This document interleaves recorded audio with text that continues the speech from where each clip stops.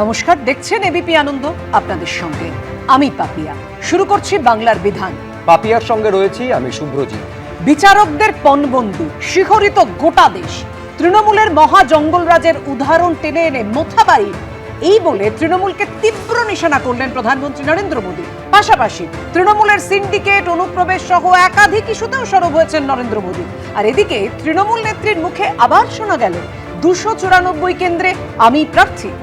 কিন্তু মালদার মোথাবাড়িতে বুধবার ঘটেছিলটা কি? একাধিক ভিডিও ফুটেজ এবং সিসিটিভি এক্ষেত্রে সামনে এসেছে।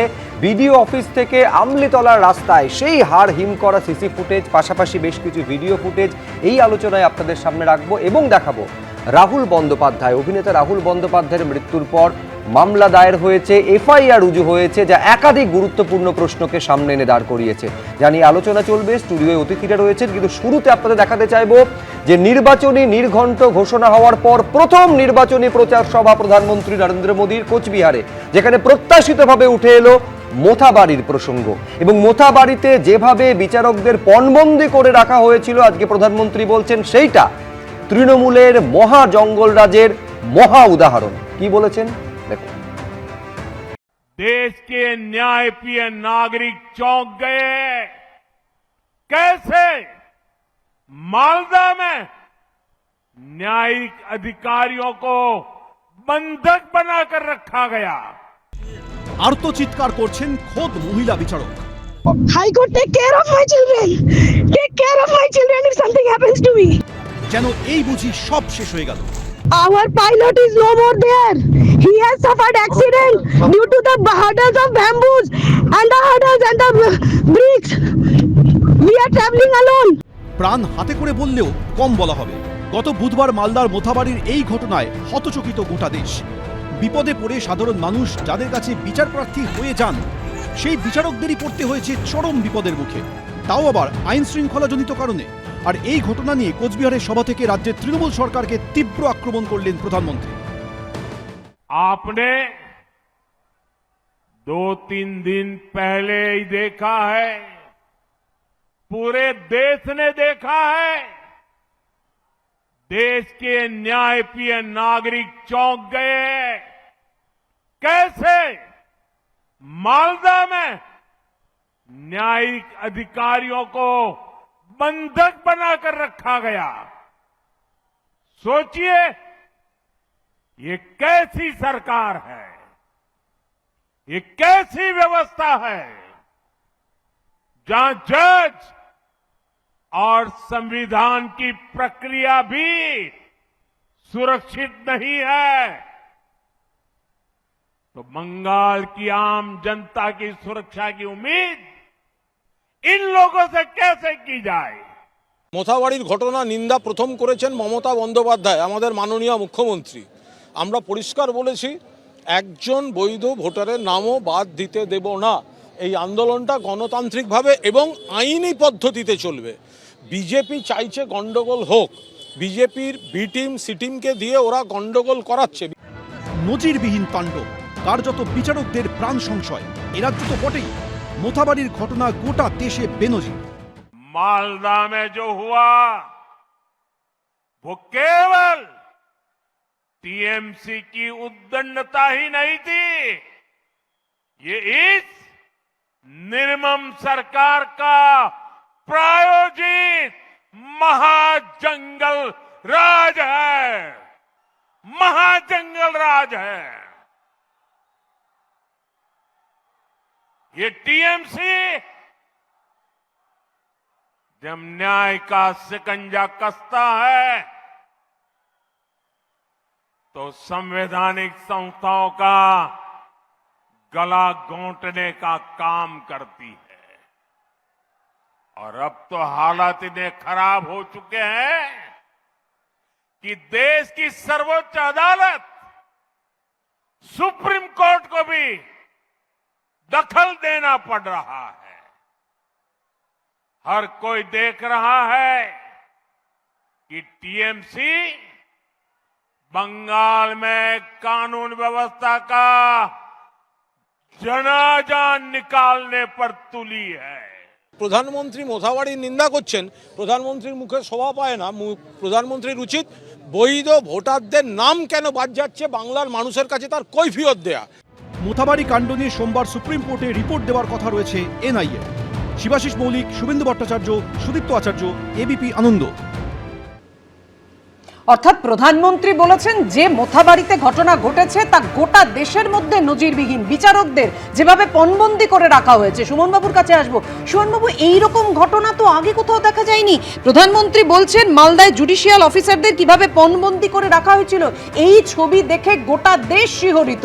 বিচার ব্যবস্থার উপর আক্রমণ, বিচারকদের উপর আক্রমণ মানে, এবং সাংবিধানিক সংস্থার গলা টিপে ধরেছে তৃণমূল কংগ্রেস। মালদায় যা ঘটেছে তৃণমূলের নির্মম সরকারের প্রযোজিত এটা মহাজঙ্গলরাজ। না, আমার কথা হচ্ছে যে এটা তো সত্যি এরকম ঘটনা আগে দেখা যায়নি। তার কারণ হচ্ছে যে বিজেপির মতো বিজেপি যেভাবে পশ্চিমবঙ্গকে টার্গেট করে যেভাবে পশ্চিমবঙ্গে ক্ষমতায় আসতে চাইছে ব্যাকডোর দিয়ে নির্বাচন কমিশনের সাহায্য নিয়ে, সেই ধরনের ঘটনা এর আগে ভারতবর্ষের কোনো রাজ্যে কোনো নির্বাচনে কখনো হয়নি। নজিরবিহীন ঘটনা। আমি তো এটা বলবো যে গত এই মোথাবাড়ির যে ঘটনা ঘটেছে, এই ঘটনার নিন্দা করেছে তৃণমূল কংগ্রেস। পাশাপাশি এটাও তো দায়টা তো নিতে হবে, দায়টা তো এই মুহূর্তে নির্বাচন কমিশনকে নিতে হবে। তারা যেভাবে গোটা পশ্চিমবঙ্গের প্রশাসনিক কাঠামোর যেভাবে বদল ঘটেছে, সেই বদল নেওয়ার পরে যা শোনা গেছে যে তাদের কাছে গোয়েন্দা রিপোর্টও ছিল, তাহলে যে আন্দোলনটা গণতান্ত্রিকভাবে হওয়া প্রয়োজন, সেই গণতান্ত্রিক আন্দোলনকে একটা হিংসাত্মক পথে নিয়ে যাওয়ার ক্ষেত্রে যে প্ররোচনা এবং যেভাবে যে সহযোগিতা বিজেপি নিয়ন্ত্রিত নির্বাচন কমিশনের প্রশাসন করেছে, সেটা অত্যন্ত দুর্ভাগ্যজনক। আমার কথা হচ্ছে যে এই ঘটনা ঘটলো কেন? প্রথম যেতে হবে যে এই রকম ঘটনা ঘটলো কেন। মালদা, আপনারা জানেন যে পশ্চিমবঙ্গে এই যে অ্যাডজুডিকেশনের যে তালিকা, সেই তালিকায় সব থেকে যে 3টে জেলার থেকে নাম বাদ গেছে, অ্যাডজুডিকেশনের তালিকায় গেছে, তার মধ্যে মালদা অন্যতম। এবং মালদায় যে ঘটনাটা ঘটেছে, সেই ঘটনার দায় নিতে হবে নির্বাচন কমিশনকে, কেন্দ্রীয় সরকারকে। কারণ কেন্দ্রীয় সরকার সরাসরি এই মুহূর্তে নির্বাচন কমিশনকে তারা নিয়ন্ত্রিত করছে। আপনি বলুন, আজকে যে ঘটনা ঘটেছে, সেই ঘটনা কেন ঘটলো, কেন তাকে ঘটতে দেওয়া হলো? 12-13 ঘন্টা কোনো ব্যবস্থা নেওয়া হলো না কেন? রাত 12টার সময় হাইকোর্টের প্রধান বিচারপতির বাড়িতে যেতে হলো কেন? যারা এসছেন এরা তো প্রত্যেকে নির্বাচন কমিশনের একটু ইন্টারাপ্ট করছি, কারা ব্যবস্থা নেবে? কারা নির্বাচন মানে যারা দায়িত্বে আছেন তারা দায়িত্ব নেবেন। আপনারা কেন ভুলে যাচ্ছেন? আজকে যে কথাটা বারবার ধরে আমাদের মাননীয় নেত্রী মমতা বন্দ্যোপাধ্যায় বলছেন বারবার, যে গোটা প্রশাসনিক ব্যবস্থার খোল নলচে বদলে দিয়েছেন, নিজেদের ইচ্ছা মতো করেছেন, রাজ্যের কোন রকম সহযোগিতা বা রাজ্য প্রশাসনের সঙ্গে কোনো প্রশাসনিক প্রধানের সঙ্গে কোনো যোগাযোগ না করে করেছেন। ফলে সুমন বন্দ্যোপাধ্যায় ঘটে তখন তার দায় তো খুব স্বাভাবিক। সুমন বন্দ্যোপাধ্যায় গোয়েন্দা রিপোর্টের কথা বলছেন। দেখুন, গোয়েন্দা রিপোর্টের কার্যত কোনো প্রয়োজনই নেই। তার কারণ 23 তারিখ, এটা 1 তারিখে ঘটেছে। 23 তারিখে এই যারা জুডিশিয়াল অফিসার, তাদের তরফে জেলা জজ মারফত জেলা প্রশাসনকে একটা চিঠি দেওয়া হয় এবং পরিস্থিতি যে খারাপ হতে পারে এই আশঙ্কা প্রকাশ করে যে ক্যাম্প, যেটা কালিয়াচক 2 নম্বর বিডিও অফিসে এই যে বিবেচনাধীন ভোটারদের শুনানি বা নিষ্পত্তির কাজটা করা হচ্ছিল, সেটা জেলা শাসকের দপ্তরে যেন সরানো হয়, আবেদন জানানো হয়। কার্যত সেই আবেদনের ক্ষেত্রে কোনো কর্ণপাত করা হয়নি বলে অভিযোগ। কিন্তু আমি এখানে কেয়া ঘোষের কাছে আসব। মূল বিষয় হচ্ছে, আপনি শুনলেন কেয়াদি, যে তৃণমূলের তরফে স্পষ্টত অভিযোগ করা হচ্ছে এই ঘটনার পেছনে যারা রয়েছে তারা বিজেপির বি টিম বা সি টিম এবং প্রশাসনের ব্যর্থতা যে রয়েছে সেটা তো একেবারে 60 পাতার সুপ্রিম কোর্টের রায়ে ছত্রে ছত্রে তার উল্লেখ রয়েছে। এই প্রশাসন তো এখন নির্বাচন কমিশনের অধীনে, ফলে দায় কমিশন অস্বীকার করবে কি করে, এটা তৃণমূলের অভিযোগ। সবার আগে বলি, যেটা আমরা গত 15 বছরে পশ্চিমবঙ্গে দেখে আসছি, জঙ্গলরাজ থেকে মহাজঙ্গলরাজে উন্নতিকরণ হয়েছে পশ্চিমবঙ্গের, সেটা আজকে লজ্জাজনকভাবে সারা দেশও দেখলো। মানে বিরোধীদের গলা টিপে দেওয়া, তাদের খুন করা, ধমকানো, চমকানো, ধর্ষণ সব করছে।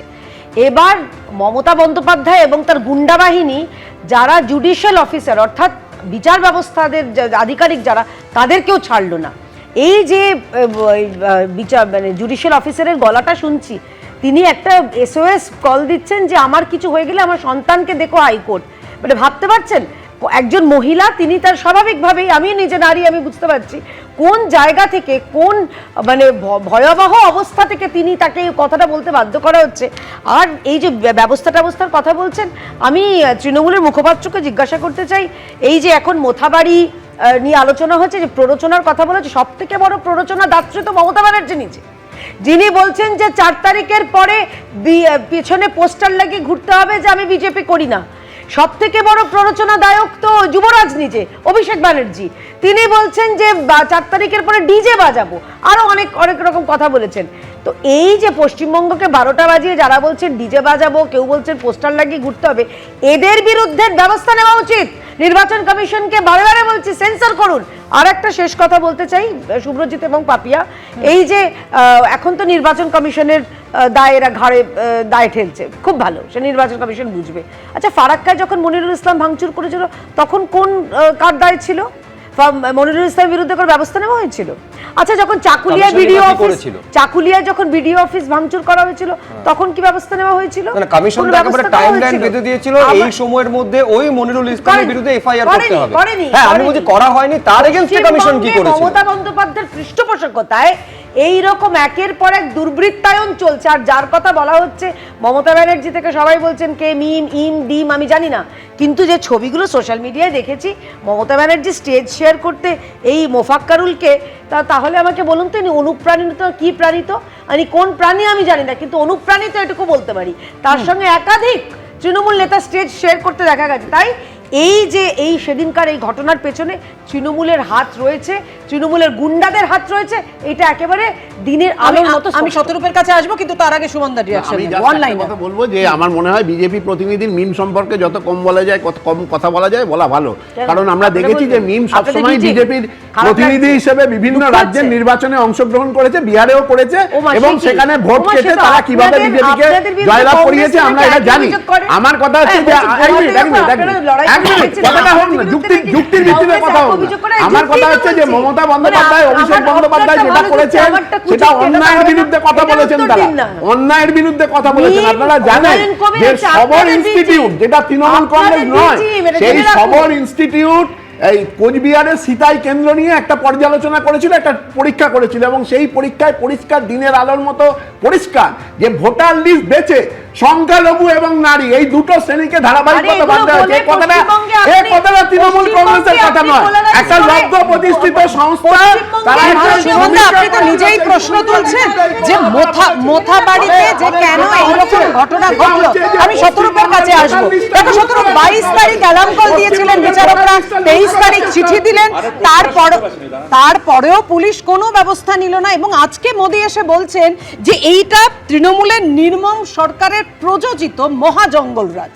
দেখুন, প্রথম কথা হচ্ছে মোদি আজ বলছিলেন যে জাজেদের সাথে এরকম ব্যবহার কোনো মানে ভারতের কোনো রাজ্যে কখনো হয় না। আমার শুনতে শুনতে মনে হচ্ছিল উনি যখন গুজরাটের মুখ্যমন্ত্রী তখন জাস্টিস লোয়া নামক একজন জাজের সাথে এর থেকেও খারাপ ব্যবহার হয়েছিল, তাকে মেরেই ফেলা হয়েছিল। তিনি মোদি অমিত শাহের বিরুদ্ধে রায় দিচ্ছিলেন বলে মর্নিং ওয়াকে বেরিয়েছিলেন আর বাড়ি ফেরেননি। দ্বিতীয় কথা, আজকে আপনাদের এবিপি আনন্দেই দেখছিলাম মোদি এবার একটা খুব ভালো কাজ করেছেন। এক সেকেন্ড, মোদি একটা খুব ভালো কাজ করেছেন এবার, যে মিটিং করতে এসছেন, অন্যান্য সময় সিকিউরিটি গার্ড ইত্যাদি সঙ্গে আনেন, এবার শ্রোতাও সঙ্গে নিয়ে এসছেন। আপনারাই সারাদিন ধরে দেখাচ্ছিলেন যে বিহার থেকে লোক, তারা বলছে আমরা বিহার থেকে এসেছি মোদিজির ভাষণ শুনতে, বিহার থেকে কোচবিহার, মানে এই যে সঙ্গে করে লোক নিয়ে আসা মিটিং করার জন্য, এইটা মোদিজির একটা যুগান্তকারী একটা আবিষ্কার এইবার আমরা পেলাম। এখন যেটা প্রশ্ন করছেন, দেখুন একটা আমাদের এই প্রশ্ন থাকবেই যে এই যে মোফাক্কারুল বলে যে ব্যক্তিটি গ্রেপ্তার হয়েছে, যার সাথে মমতা বন্দ্যোপাধ্যায় সহ একাধিক তৃণমূল নেতার সম্পর্ক দেখা যাচ্ছে, মানুষের যেখানে নাম বাদ পড়েছে, এবং খালি বাদ পড়েছে তাই নয়, কবে তার নামটা আবার উঠবে তার কোনো স্পষ্ট উত্তর নেই। এমতাবস্থায় মানুষ বিক্ষোভ করবেন, রাস্তায় নামবেন, এটা অত্যন্ত স্বাভাবিক ছিল। যে যাই বলুক না কেন, যার যায় তার যন্ত্রণাটা সেই জানে, মানুষ রাস্তায় নামবেন অত্যন্ত স্বাভাবিক ছিল। কিন্তু যেটা একটা গণতান্ত্রিক আন্দোলন হওয়ার কথা, সেখানে কিছু এই ধরনের লোকজনকে ঢুকিয়ে কোনোভাবে আন্দোলনটাকে কালিমালিপ্ত করা হচ্ছে কিনা, এবং এর সাথে কোনো সম্পর্ক আছে কিনা, যে পুলিশের কাছে এই জাজের যারা জাজ আছেন এতদূর অবধি যেতে দেওয়া এক্স্যাক্টলি একদম আমি সেই কথাই বলছি।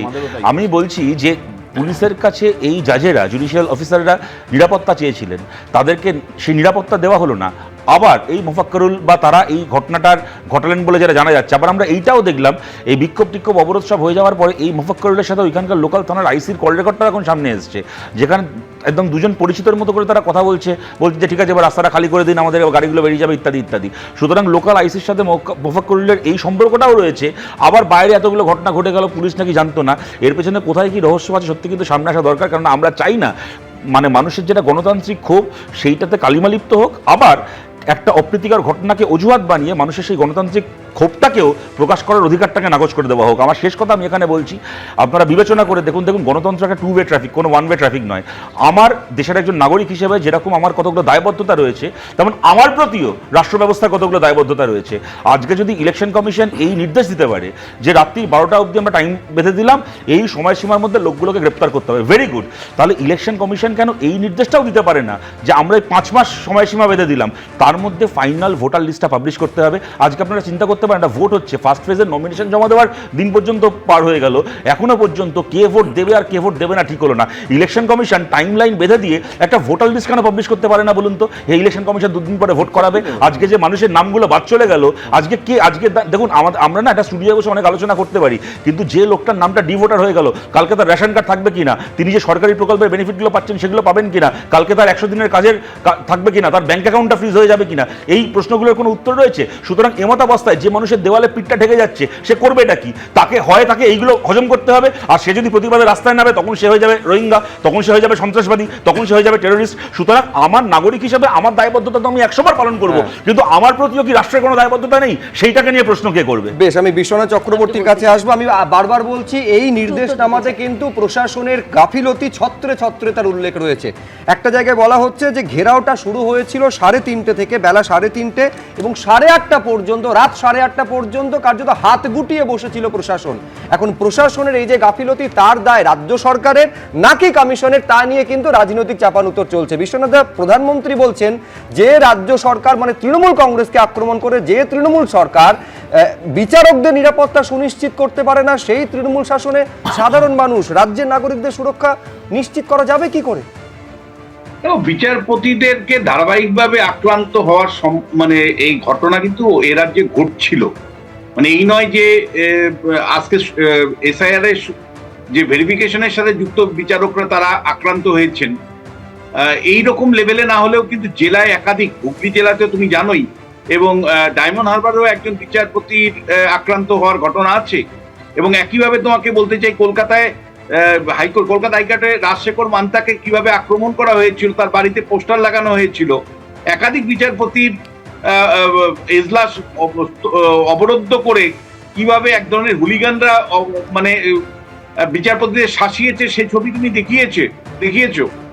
ফলে আমরা যারা রুল অফ লতে বিশ্বাস করি, গণতন্ত্রে বিশ্বাস করি, তারা কিন্তু আমরা মনে করি যে বিচার ব্যবস্থা হলো শেষ আশ্রয়, শেষ ভরসা। সুতরাং বিচারপতি যদি আক্রান্ত হয় এবং বিচারপতি যদি আত্মনাদ করেন, প্রাণ বাঁচানোর জন্য আত্মনাদ করেন, সেটা আসলে বিচার ব্যবস্থা ভেঙে পড়ার একটা আদর্শ নিদর্শন। সেটা এক কথায় জঙ্গলরাজ বলাটাও যথেষ্ট নয়, আর তার থেকে বড়। দ্বিতীয় যে বিষয়টা, সেটা দেখো যে ক্ষোভ বিক্ষোভগুলো আজকে ইলেকশন কমিশনের, আমি একেবারে ওকালতি করতে রাজি নেই, তুমি জানো প্রতিনিয়ত আমি সমালোচনার মধ্যেই রাখতে চাই ইলেকশন কমিশনকে তার ভূমিকার জন্য, কিন্তু ইলেকশন কমিশনের হিম্মত নেই একটা ভোটার তালিকা প্রকাশ করতে চূড়ান্তভাবে। তার কারণ মাঝপথে মমতা বন্দ্যোপাধ্যায় যেটা দাবি করেন যে আমি সুপ্রিম কোর্টে গিয়ে মামলাটাকে যেভাবে করে এসেছি তাতে পুরো বিচার ব্যবস্থা এর মধ্যে হস্তক্ষেপ করেছে, এটা নিয়ে গর্ববোধ করেন মমতা বন্দ্যোপাধ্যায়। কিন্তু আমরা জানি যে 701 জন বিচারপতি এখানে কাজ করছেন রাজ্যের এবং রাজ্যের বাইরে থেকে এসে, তারা সাধারণ বিচার ব্যবস্থাকে আপাতত পাট চুকিয়ে দিয়ে, অর্থাৎ সাধারণ বিচার ব্যবস্থা বন্ধ রেখে at the cost of the general judgment, general justice, তারা কিন্তু এই কাজটা করছেন। এবং এই কাজটা তারা মানে যতক্ষণ শেষ করতে না পারবেন, ইলেকশন কমিশনের খুব একটা রোল আছে বলে আমি অন্তত মনে করি না। কারণ এন্টার প্রসেসটাতে কলকাতা হাইকোর্টের প্রধান বিচারপতির নেতৃত্বে হচ্ছে, ফলে এখানে কেবলমাত্র ক্লার্কের ভূমিকা পালন করছে ইলেকশন কমিশন। ফলে ইলেকশন কমিশন চাইলেও কিন্তু এই কাজে হস্তক্ষেপ করবার আর সুযোগ নেই, বিশেষ করে সুপ্রিম কোর্ট যখন টেক ওভার করেছে। ফলে সেই কারণেই যতক্ষণ বিচারপতিরা চূড়ান্ত ভেরিফিকেশন কাজ না করবে, অ্যাডজুডিকেশনের কাজ না, মানে অ্যাপিলেট বিচার মানে কাজ সম্পূর্ণ না করতে পারবে, ততক্ষণ পর্যন্ত পূর্ণাঙ্গ ভোটার তালিকা ইলেকশন কমিশন চাইলেও পারবে না দিতে। সবটাই হাইকোর্টের, কলকাতা হাইকোর্টের মাননীয় প্রধান বিচারপতির তত্ত্বাবধানে হচ্ছে। না শুধু আমি একটা জায়গা সম্ভবত বিশ্বনাথ দা এটা বলতে চেয়েছেন যে বিচার ব্যবস্থা ভেঙে পড়া নয়, আইন শৃঙ্খলা ব্যবস্থা ভেঙে পড়েছে, সম্ভবত বিশ্বনাথ চক্রবর্তী একদম। বলতে চেয়েছেন বিচার ব্যবস্থা একেবারে অটুট, সেখানে আঁচড় পর্যন্ত লাগানো যায় না, তার প্রতি আমাদের সম্পূর্ণ আস্থা রয়েছে। এবং বিচার ব্যবস্থার অব্দি একদম শেষ মুহূর্ত অব্দি ভরসা থাকে। দেখুন, ভোট ঘোষণার পর রাজ্যে নরেন্দ্র মোদীর প্রথম নির্বাচনী প্রচার, আর কোচবিহারের সেই সভা থেকে একেবারে বেছে বেছে হিসেব নেওয়ার হুঁশিয়ারি দিয়েছেন প্রধানমন্ত্রী। বললেন ৪ঠা মের পর আইন তার কাজ করবে। আর অন্যদিকে এদিন অনুপ্রবেশ ইস্যুতেও তৃণমূলকে কড়া নিশানা করেছেন নরেন্দ্র মোদী। অত্যাচারী, ভোট কাটারি, বিজেপিকে একটি ভোটও নয়। জিয়াগঞ্জের সভা থেকে এভাবেই পাল্টা আক্রমণ শানিয়েছেন মমতা বন্দ্যোপাধ্যায়। चुन चुन के हिसाब किया जाएगा। অমিত শাহ থেকে নরেন্দ্র মোদী সম্প্রতি রাজ্যে এসে দুজনেই বলছেন চুন চুনকে, অর্থাৎ বাছাই করে করে বা বেছে বেছে হিসেব নেয়ার কথা। রবিবার কোচবিহারের সভা থেকেও বেছে বেছে হিসেব নেয়ার কথা বললেন প্রধানমন্ত্রী। मैं आपको भरोसा देता हूं, इस बार चुनाव के बाद इनके पापों का पूरा हिसाब किया जाएगा। चुन चुन के हिसाब किया जाएगा। 4 मई के बाद कानून अपना काम करेगा। चाहे कोई बड़े से बड़ा गुंडा क्यों न हो, इस बार न्याय होकर रहेगा। শোলে দেখে এইসব করছেন, এই ধরনের ডায়লগ দিচ্ছেন, চুন চুনকে হিসাব লুঙ্গা। আমরাও বলছি যে ভাজপা কো हम लोग बंगाल का धरती से उखाड़ के फेंक देंगे। ভোট ঘোষণার পর রাজ্যে নরেন্দ্র মোদীর প্রথম জনসভা, আর সেখান থেকে আরো একবার অনুপ্রবেশ ইস্যুতে তৃণমূলকে আক্রমণ করলেন নরেন্দ্র মোদী। তৃণমূল যখন এসআইআর এর নামে নির্বাচন কমিশন ও বিজেপির বিরুদ্ধে সাধারণ মানুষের ভোটাধিকার কেড়ে নেওয়ার অভিযোগ তুলছে, তখন অনুপ্রবেশকারীদের সঙ্গে তৃণমূলকে একসারিতে ফেলে নিশানা করলেন প্রধানমন্ত্রী। तृणमूल शासन के 15 वर्षों में बंगाल के सीमावर्ती इलाकों में डेमोग्राफी में खतरनाक बदलाव आया है। इन घुसपैठियों को टीएमसी का सीधा संरक्षण मिलता है। टीएमसी ने सीधे अपने सिंडिकेट में भर्ती करती है। इनसे बंगाल के लोगों की सुरक्षा को बड़ा खतरा पैदा हो रहा है। इसलिए भारत सरकार घुसपैठियों की पहचान कर उन्हें बाहर निकालने के लिए काम कर रही है। तृणमूल वाले एसआईआर का विरोध कर रहे हैं ताकि घुसपैठियों की पहचान न हो सके। অন্যদিকে ডিটেনশন ক্যাম্পের প্রসঙ্গ টেনে এদিন মোদী সরকারের বিরুদ্ধে সুর চড়ান মমতা বন্দ্যোপাধ্যায়। আমাদের সরকার থাকতে আপনাদের কেউ দেশের বাইরে বার করে দিতে পারবে না। ওই ডিটেনশন ক্যাম্পের নাম করে মোটা ভাইয়ের পরিকল্পনা সব ব্যর্থ করে দিন। রোজ মিথ্যে কথা বলে, রোজ কুচ্ছা করার অনেক টাকা আছে। অত্যাচারী, দুরাচারী, স্বৈরাচারী, ভোট কাটারি, ব্যভিচারী এই বিজেপিকে একটি ভোটও দেবেন না। বিজেপির টাকায় বাংলা বিক্রি করতে দেব না, মাথায় রাখবেন। এসআইআর থেকে অনুপ্রবেশ এবার পশ্চিমবঙ্গের বিধানসভা নির্বাচনের অন্যতম ইস্যু। এর পাশাপাশি দুর্নীতি, সিন্ডিকেট, কাটমানি নিয়েও এদিন ফের তৃণমূল ও তাদের সরকারকে নিশানা করেছেন নরেন্দ্র মোদী। यहां सरकारी नौकरियों पर भी टीएमसी के सिंडिकेट का कब्जा है। बंगाल के हर युवा को पता है इस सरकार में इतना बड़ा एसएससी शिक्षक भर्ती घोटाला हुआ। कौन लोग उसमें शामिल थे? टीएमसी के अपने मंत्री और टीएमसी के अपने विधायक, ऊपर से नीचे तक पूरी टीएमसी सरकार इन घोटालों में शामिल थी। कट, कमीशन और करप्शन के खुले खेल में युवाओं के भविष्य के साथ खिलवाड़ हुआ है। বিজেপি সরকার এখনো রাফায়েল নিয়ে তার ব্যাখ্যা দিতে পারেনি, রাফায়েল নিয়ে ব্যাখ্যা দিতে পারেনি। গুজরাটে কেন পরপর সেতু ভেঙে যায়, সেতু ভেঙে পড়ে কেন গুজরাটে, গুজরাটের 100 দিনের কাজে গুজরাটের মন্ত্রীর ছেলে অ্যারেস্ট হলো কেন, নরেন্দ্র মোদী জবাবগুলো দিন। সব মিলিয়ে ভোটের আগে বিভিন্ন ইস্যুতে সরগরম বাকযুদ্ধ। শিবাশিস মৌলিক, শুভেন্দু ভট্টাচার্য, সুদীপ্ত আচার্যর রিপোর্ট, এবিপি আনন্দ। এর আগেও তৃণমূলের দুর্নীতি কাটমানি নিয়ে বারবার সরব হয়েছিলেন প্রধানমন্ত্রী নরেন্দ্র মোদী যতবার এসছেন, কিন্তু ভোটের নির্ঘণ্ট প্রকাশ হওয়ার পর এ রাজ্যে প্রচারে এসে আমি রবীন্দ্রনাথ বাবুর কাছে আসব, একেবারে দুর্নীতি নিয়ে কড়া আক্রমণ শানালেন এবং সেখানে নরেন্দ্র মোদী বলছেন যে চুন চুনকে, অর্থাৎ প্রতিটা মুহূর্তে হিসেব কষে বেছে বেছে হিসেব করা হবে এবং চৌঠা মেয়ের পর একটা গুন্ডাকেও ছাড়া হবে না, সবটা হিসেব হবে এবং আইন তার কাজ করবে, আইন প্রতিষ্ঠিত হবে। দেখুন, চুনচুনকে হিসাব তো গত 10 বছর ধরে আমরা দেখছি, যে একটা একটা করে যদি আপনি হিসাব করেন যে কিভাবে আর্যিকর বন্ধ হয়ে গেছে, কিভাবে এই যে কথা প্রধানমন্ত্রী বললেন ওই শিক্ষকদের চাকরির দুর্নীতি অনন্তকাল ধরে চলে যায় এবং কোনো জায়গায় সিবিআই, ইডি, এনআইএ কিছুই করে না। এই তো আমরাও তো ক্ষুব্ধ, আমরা তো চুনচুনকে হিসাবের কথা আমরাও তো চেয়েছিলাম, কিন্তু কোথায় ইডি, সিবিআই, এনআইএ কিছু করেছে? কেউ বলতে পারবে মানে গঙ্গা জলের মধ্যে দাঁড়িয়ে, এক বুক গঙ্গা জলে দাঁড়িয়ে কেউ বলতে পারবে যে হ্যাঁ এই ঘটনা আমরা বলছি, হ্যাঁ ইডি সিবিআই করেছে? করবার ক্ষমতা নেই।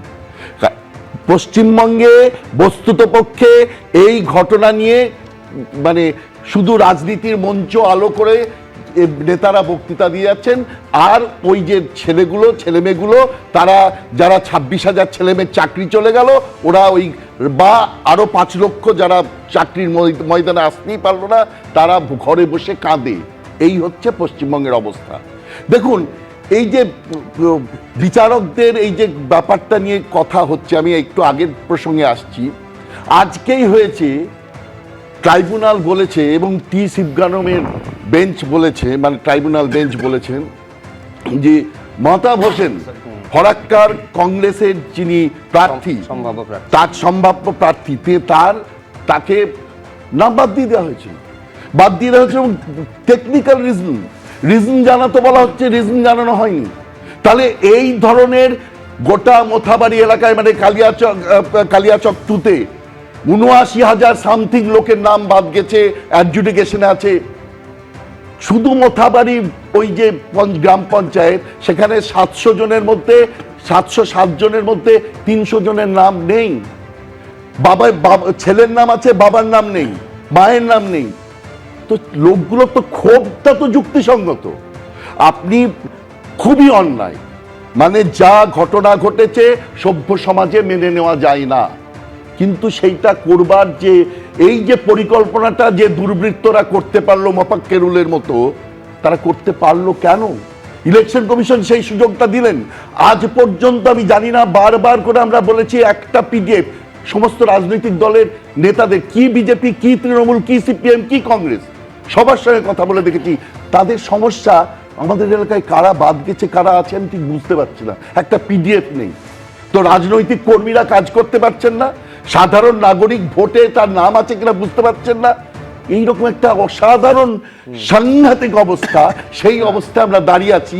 আর ইলেকশন কমিশন তারা বিচারকদের কি করেছিলেন সে রাত্রে, আলোচনায় আসবো। রবীন্দ্রনাথ বাবু, একটু উল্লেখ করে দিয়ে আপনি বলছিলেন রাজ্যে এসআইআর ট্রাইব্যুনালের প্রথম আবেদনের নিষ্পত্তি হলো এবং এই মেহতাব শেখ ফারাক্কার সম্ভবত কংগ্রেস প্রার্থী, সম্ভাব্য কংগ্রেস প্রার্থী মেহতাব শেখের নাম অবিলম্বে ভোটার তালিকায় একদম তুলতে হবে নির্দেশ দিয়েছে ট্রাইব্যুনাল। এইখানে প্রশ্ন হচ্ছে কেয়া ঘোষের কাছে, যেটা রবীন্দ্রনাথ ভট্টাচার্য তুলছেন, যে তাহলে স্বচ্ছতা, এসআইআর, আমি আবার বলছি, এসআইআর এর প্রয়োজনীয়তা নিয়ে কারোর কোনো প্রশ্ন থাকতে পারে না, কিন্তু এসআইআরটা কতটা স্বচ্ছভাবে হচ্ছে সেটা রবীন্দ্রনাথ ভট্টাচার্যের মতন অনেকে এই প্রশ্নটা তুলছেন। দ্বিতীয় প্রশ্নটা হচ্ছে যে চুনচুনকে হিসেবের কথা বলছেন, এতগুলো যে দুর্নীতি হলো প্রত্যেকটার হিসেবের দায়িত্ব বেশিরভাগ ক্ষেত্রে আদালত দিয়েছে, কখনো কেন্দ্রীয় তদন্তকারী সংস্থা হিসেবে ইডিকে, কখনো সিবিআইকে, কটার ক্ষেত্রে হিসেব এখনো পর্যন্ত হয়েছে? ফলে পুরোটাই হচ্ছে ভোট পলিটিক্স বলে অনেকে মনে করছেন। দেখুন, ভোট পলিটিক্স আপনি বলছেন, আমি পশ্চিমবঙ্গে দেখি এখানে একটাই পলিটিক্স চলে, নোট পলিটিক্স। তৃণমূল কংগ্রেসের সেই 25-75 নোট পলিটিক্স, সেটা আলাদা প্রসঙ্গ। আমাদের বিষয়টা হচ্ছে, দেখুন আমরাও চাই এসআইআরে, আমরা বারে বারে বলছি একজনও অযোগ্য ভোটার থাকবেন না এবং একজনও যোগ্য ভোটার বাদ যাবেন না, এটা আমাদের গোড়া থেকে আমাদের দাবি এবং গোড়া থেকে আমরা এর কথাটা বলে আসছি।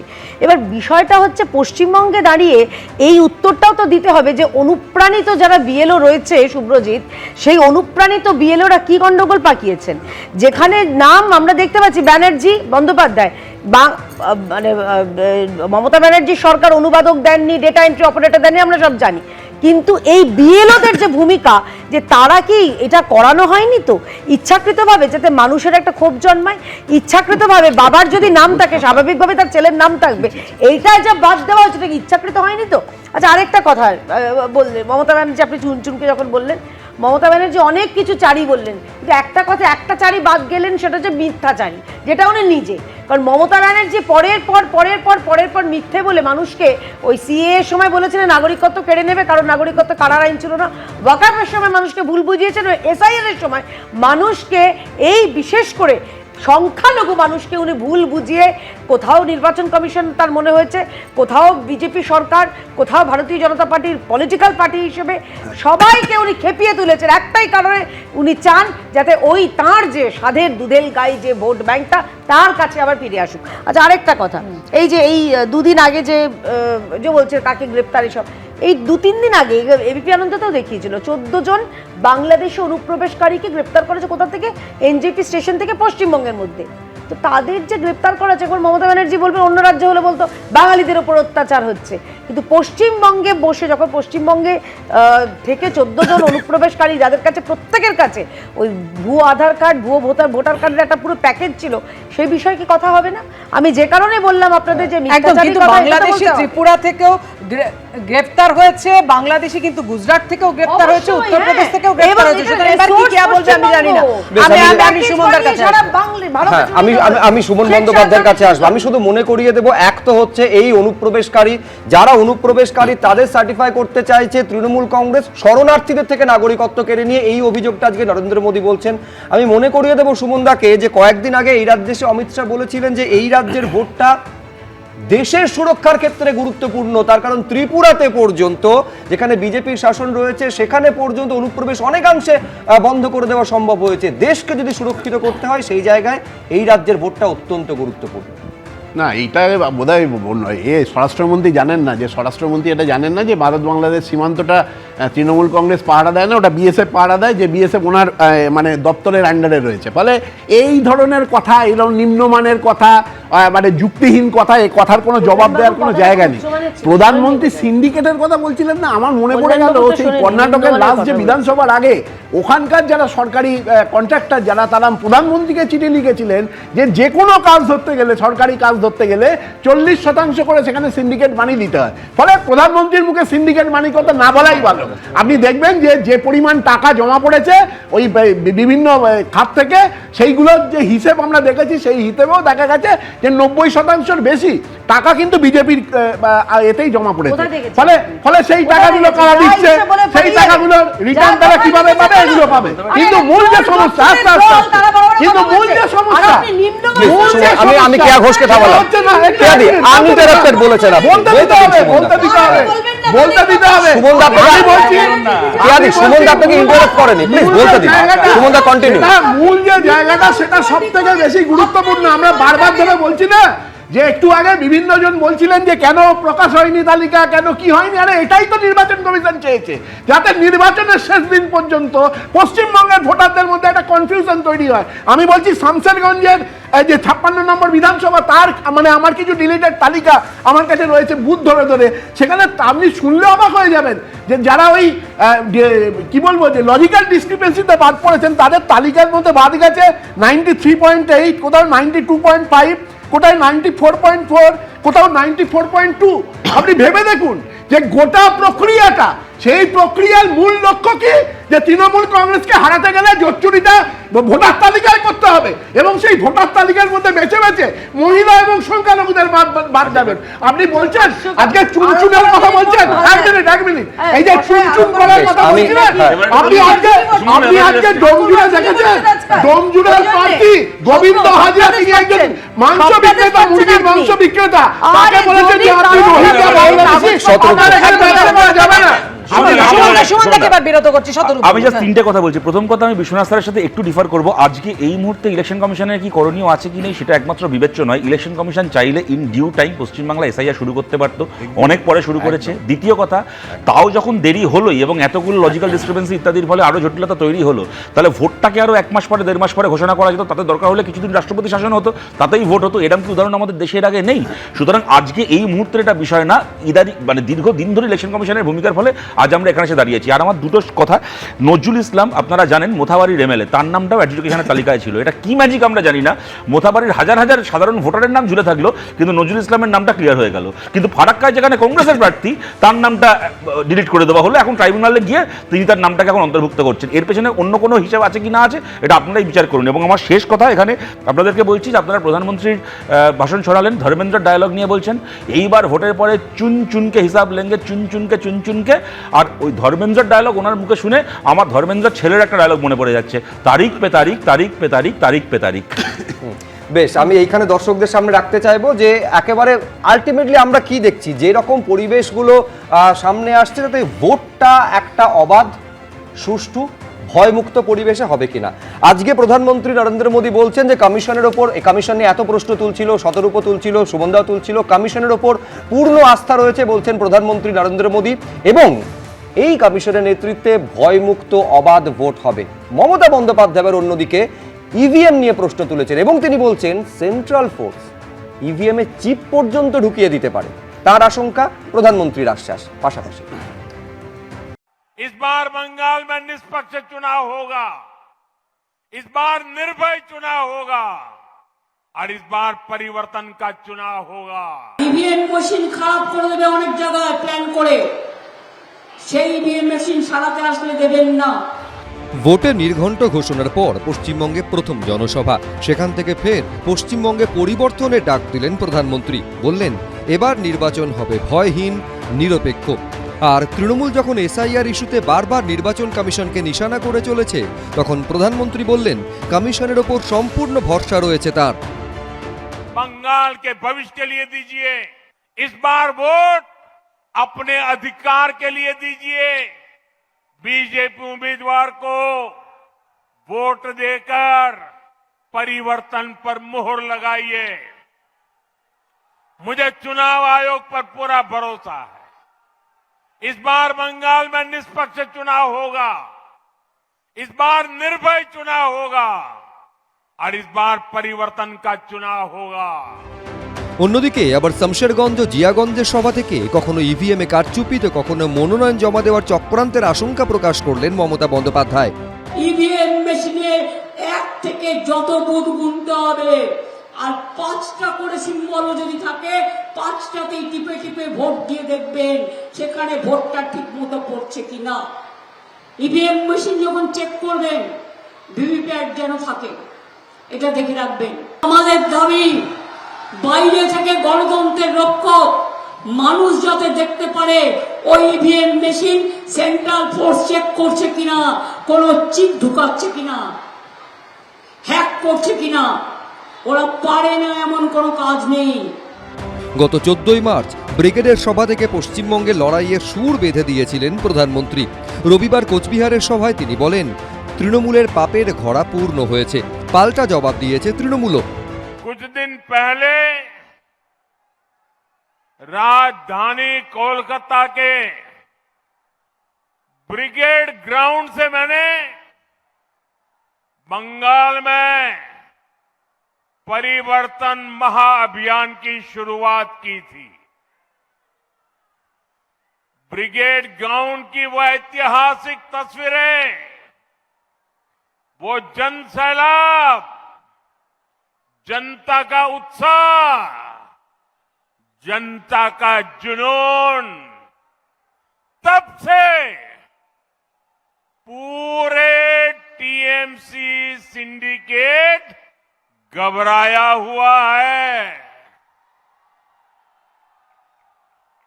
और आज मैं देख रहा हूं ब्रिगेड ग्राउंड में जो बिगुल बजा,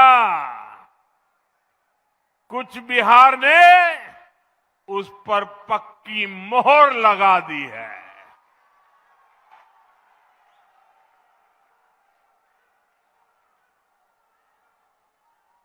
इस माहौल और हुजूम ने ये पक्का कर दिया है टीएमसी के पापों का घड़ा अब भर चुका है। প্রধানমন্ত্রী নির্বাচন কমিশনের উপর পূর্ণ আস্থা আছে বলেছেন, কারণ ওনার দলের এজেন্ট, ওনার দলের দালাল, ওনার দলের শাখা সংগঠন, ওনার দলের গণসংগঠন, তো ওদের দিয়েই তো বিজেপি কাজ করাচ্ছে। তো ওদের উপর আস্থা রাখবে না তো কাদের উপর আস্থা রাখবে? উত্তরবঙ্গ বিজেপির শক্ত ঘাঁটি, সেখান থেকেই নির্বাচনী সভা শুরু করে পরিবর্তনের ডাক দিলেন নরেন্দ্র মোদী। কিন্তু পরিবর্তন কি হবে, নাকি ফের ক্ষমতায় আসবে তৃণমূলই? উত্তর মিলবে 4 মে। আশাবুল হোসেন, শিবাশিস মৌলিক, সুদীপ্ত আচার্য, এবিপি আনন্দ। মমতা বন্দ্যোপাধ্যায়, অভিষেক বন্দ্যোপাধ্যায় বারবার আক্রমণ করে আসছেন, বলে আসছেন চুপি চুপি ইভিএম এ কারচুপি, একাধিক অভিযোগ তারা করছেন। আজকেও মমতা বন্দ্যোপাধ্যায় বারবার বলছেন যে ইভিএম মেশিন আপনারা কিভাবে চেক করবেন, কিভাবে দেখে নেবেন, কারণ কারচুপিটা সেখানেই হতে পারে। বিশ্বনাথদার কাছে আসবো। বিশ্বনাথদা, প্রধানমন্ত্রী নরেন্দ্র মোদী তো বলছেন আমার নির্বাচন কমিশনের ওপর পূর্ণ আস্থা রয়েছে, ভরসা রয়েছে, অর্থাৎ সঠিক ভোট করবে নির্বাচন কমিশন, মানুষ সুস্থভাবে সুষ্ঠু ভোট করতে পারবে, দিতে পারবে, নিরপেক্ষ ভোট হবে এবার 2026-এ। দেখো, আগের বার আমি বিচারকরা আক্রান্ত হচ্ছেন, এটা চূড়ান্তভাবে আইন শৃঙ্খলা ভেঙে পড়ারই নমুনা, এটা সুপ্রিম কোর্ট বলেছে, ওটাই আমি মিন করতে চেয়েছি। তোমরা ঠিকই বলেছো। এবার তোমার মূল প্রশ্নের উত্তরে বলতে চাই যে এ রাজ্যে স্টেট ইলেকশন কমিশন যেভাবে ভোট করায়, সেখানে সাধারণ মানুষের অভিজ্ঞতা মানুষ দেখেছে যে নমিনেশন সাবমিট এই রাজ্যে কেউ করতে পারে না। এ রাজ্যে মানুষ দেখেছে যে কিভাবে ব্যালট পেপার গিলে খায় এবং জয়ী প্রার্থীর সার্টিফিকেট চেঞ্জ করে দিয়ে যিনি পরাজিত হয়েছে তার পক্ষে সার্টিফিকেট দেওয়া হয়। ফলে এবং 100 লাখের বিনিময়ে পশ্চিমবাংলায় ভোট হয়। ফলে আমরা কিন্তু চাই যে নির্বাচন কমিশন যেটা ডিক্লেয়ার করেছে যে এবার আমরা পশ্চিমবাংলার ভোটের অভিমুখটা চেঞ্জ করতে চাই, বিশেষ করে হিংসার যে বাতাবরণ, পরিষ্কার করে চিফ ইলেকশন কমিশনার বলেছেন যে বছরকে বছর যে হিংসার যে ভাবমূর্তি, তার পরিবর্তন আমরা আনতে চাই। কিন্তু আমি তোমায় বলছি, এখন পর্যন্ত আমি সেই রকম কোনো প্রবণতা দেখতে পাইনি। অর্থাৎ ইলেকশন কমিশনের ঘোষিত যে নীতি, সেই অনুসারে হিংসা মুক্ত অবস্থা দেখতে পাইনি। এখনো কিন্তু বাসন্তীতে বিজেপির কর্মীরা মার খাচ্ছে, তো কোথাও সিপিএম এর কর্মীরা শাসক দলের দ্বারা মার খাচ্ছে। এটা প্রতিনিয়ত প্রতিদিন ঘটছে। এবং তুমি দেখেছো যে 8 নম্বর ওয়ার্ড বহরমপুরে এক বুথ সভাপতি তৃণমূল কংগ্রেসের, তার হুমকির ভিডিও এবং গ্রেপ্তার হওয়ার ঘটনা তোমরা জেনেছো। এবং সেটাও আমার কাছে বিস্ময়, ইলেকশন কমিশন সোশ্যাল মিডিয়া থেকে খবর পেয়ে তারপরে তার বিরুদ্ধে এফআইআর করে, এবং এফআইআরটাও একটা অদ্ভুত ধরনের, যে বন্ড দিয়ে তার ছাড়া পেয়ে যায়। আবার ছাড়া পেয়ে আবার তিনি বলেন যে হিসাব 4 তারিখে বুঝে যাবে। আবার একইভাবে দক্ষিণ 24 পরগনার যিনি জীবনতলার ঘটনা, যে তৃণমূল নেতা পরিষ্কার করে হুমকি দিয়ে 4 তারিখের গল্প শোনায় এবং তারপরে জামিনে মুক্ত হয়ে যায়। আমার প্রশ্ন, ইলেকশন কমিশন এদের বিরুদ্ধে কতটুকু ব্যবস্থা নিতে পেরেছে? কেন এদের জেলে, গণতন্ত্রের শত্রুদেরকে জেলে পুরে রাখতে পারছে না? এবং একই সাথে প্রশ্ন রাখতে চাই, 1 মার্চ থেকে কেন্দ্রীয় বাহিনী এ রাজ্যে নিয়োগ হয়েছে, কিন্তু কেন্দ্রীয় বাহিনী কত বোমা, গুলি, বন্দুক উদ্ধার করেছে, কতজন ক্রিমিনালকে জেলে ফেলে রাখতে পেরেছে? ফলে ইলেকশন কমিশনের উপর নরেন্দ্র মোদী ভরসা রাখতে পারেন। আমি পশ্চিমবাংলার একজন অবজারভার, নির্বাচনের অবজারভার হিসাবে আমার কিন্তু আমি সিঁদুরে মেঘ দেখতে পাচ্ছি এবারের নির্বাচনে। তার কারণ তলে তলে একের পর এক ঘটনা ঘটছে, যেই ঘটনাগুলো কিন্তু হিংসা, আন্ডার কারেন্ট যেটাকে বলে, সেটাই চলছে। ধরো আমি তোমায় বলছি যে মোথাবাড়ির যে ঘটনা, মোথাবাড়িতে বিচারকরা 23 তারিখে তাদের নিরাপত্তাহীনতার কথা জানালেন ইলেকশন কমিশনকে। 23 তারিখের ঘটনা, ইলেকশন কমিশন কিন্তু তারপর 7 দিন চলে যাওয়ার পরে কিন্তু ব্যবস্থা নেয়নি। অর্থাৎ তারা বলেছিলেন আমাদের কর্মস্থল যেহেতু এই জায়গা নিরাপদ নয়, মোথাবাড়ি পিডি অফিস নিরাপদ নয়, আমাদেরকে ইংলিশ বাজারে নিয়ে যাওয়া হোক, অর্থাৎ হেডকোয়ার্টারে নিয়ে যাওয়া হোক, জেলার হেডকোয়ার্টারে, তাহলে নিরাপত্তার সাথে আমরা কাজ করতে পারবো। ইলেকশন কমিশন কোনো কর্ণপাত করেনি, তাদের নিরাপত্তা নিশ্চিত করেনি। ফলে সাধারণ ভোটার থেকে অধীর চৌধুরী গতকাল ধরো যেভাবে বাধাপ্রাপ্ত হয়েছে এবং প্রচারে তৃণমূল কংগ্রেস তাকে কার্যত বাধা দিয়েছে। এর আগে তো হিন্দু মুসলমানের রাজনীতি করে হুমায়ুন কবির নিজেই বলেছে অধীর চৌধুরীকে তৃণমূল হারিয়েছিল। ফলে আবারও কিন্তু অধীর চৌধুরীকে বহরমপুরে বাধা দিচ্ছে প্রতিনিয়ত তৃণমূল কংগ্রেস, এবং গাজোয়ারির রাজনীতি প্রতিনিয়ত তুমি দেখতে পাচ্ছ। ফলে এই ইলেকশন কমিশনকে আমি কি করে ভরসা করব? মোদি ভরসা করতে পারে, একজন অবজারভার হিসাবে আমার পক্ষে ভরসা করা সম্ভব না। বেশ, বিচারকদের নিরাপত্তার প্রসঙ্গ উত্থাপন করছেন বিশ্বনাথ চক্রবর্তী। বিচারকদের নিরাপত্তা থেকে নারী নিরাপত্তা আমি আসবো। এই নারী নিরাপত্তার প্রসঙ্গ, মহিলা ভোট ব্যাংকের প্রসঙ্গ, সেটাও কিন্তু সমানভাবে স্থান পেয়েছে আজকে প্রধানমন্ত্রী নরেন্দ্র মোদীর কোচবিহারের কর্মসূচিতে।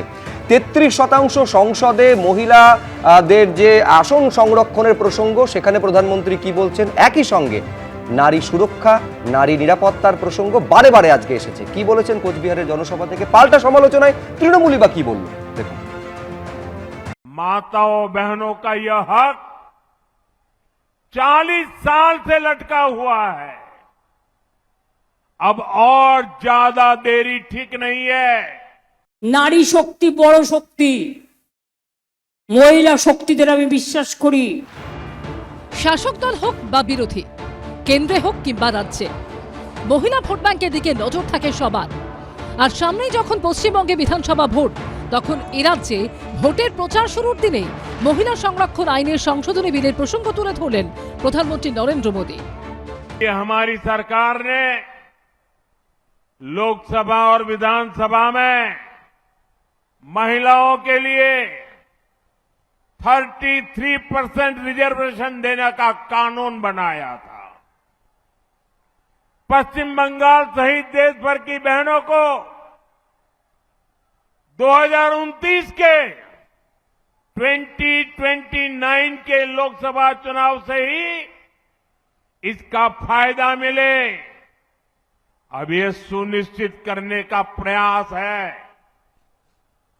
इसलिए सरकार ने 16, 17, 18 अप्रैल को संसद का विशेष सत्र रखा है। माताओं बहनों का यह हक 40 साल से लटका हुआ है। अब और ज्यादा देरी ठीक नहीं है। লজ্জা করে না?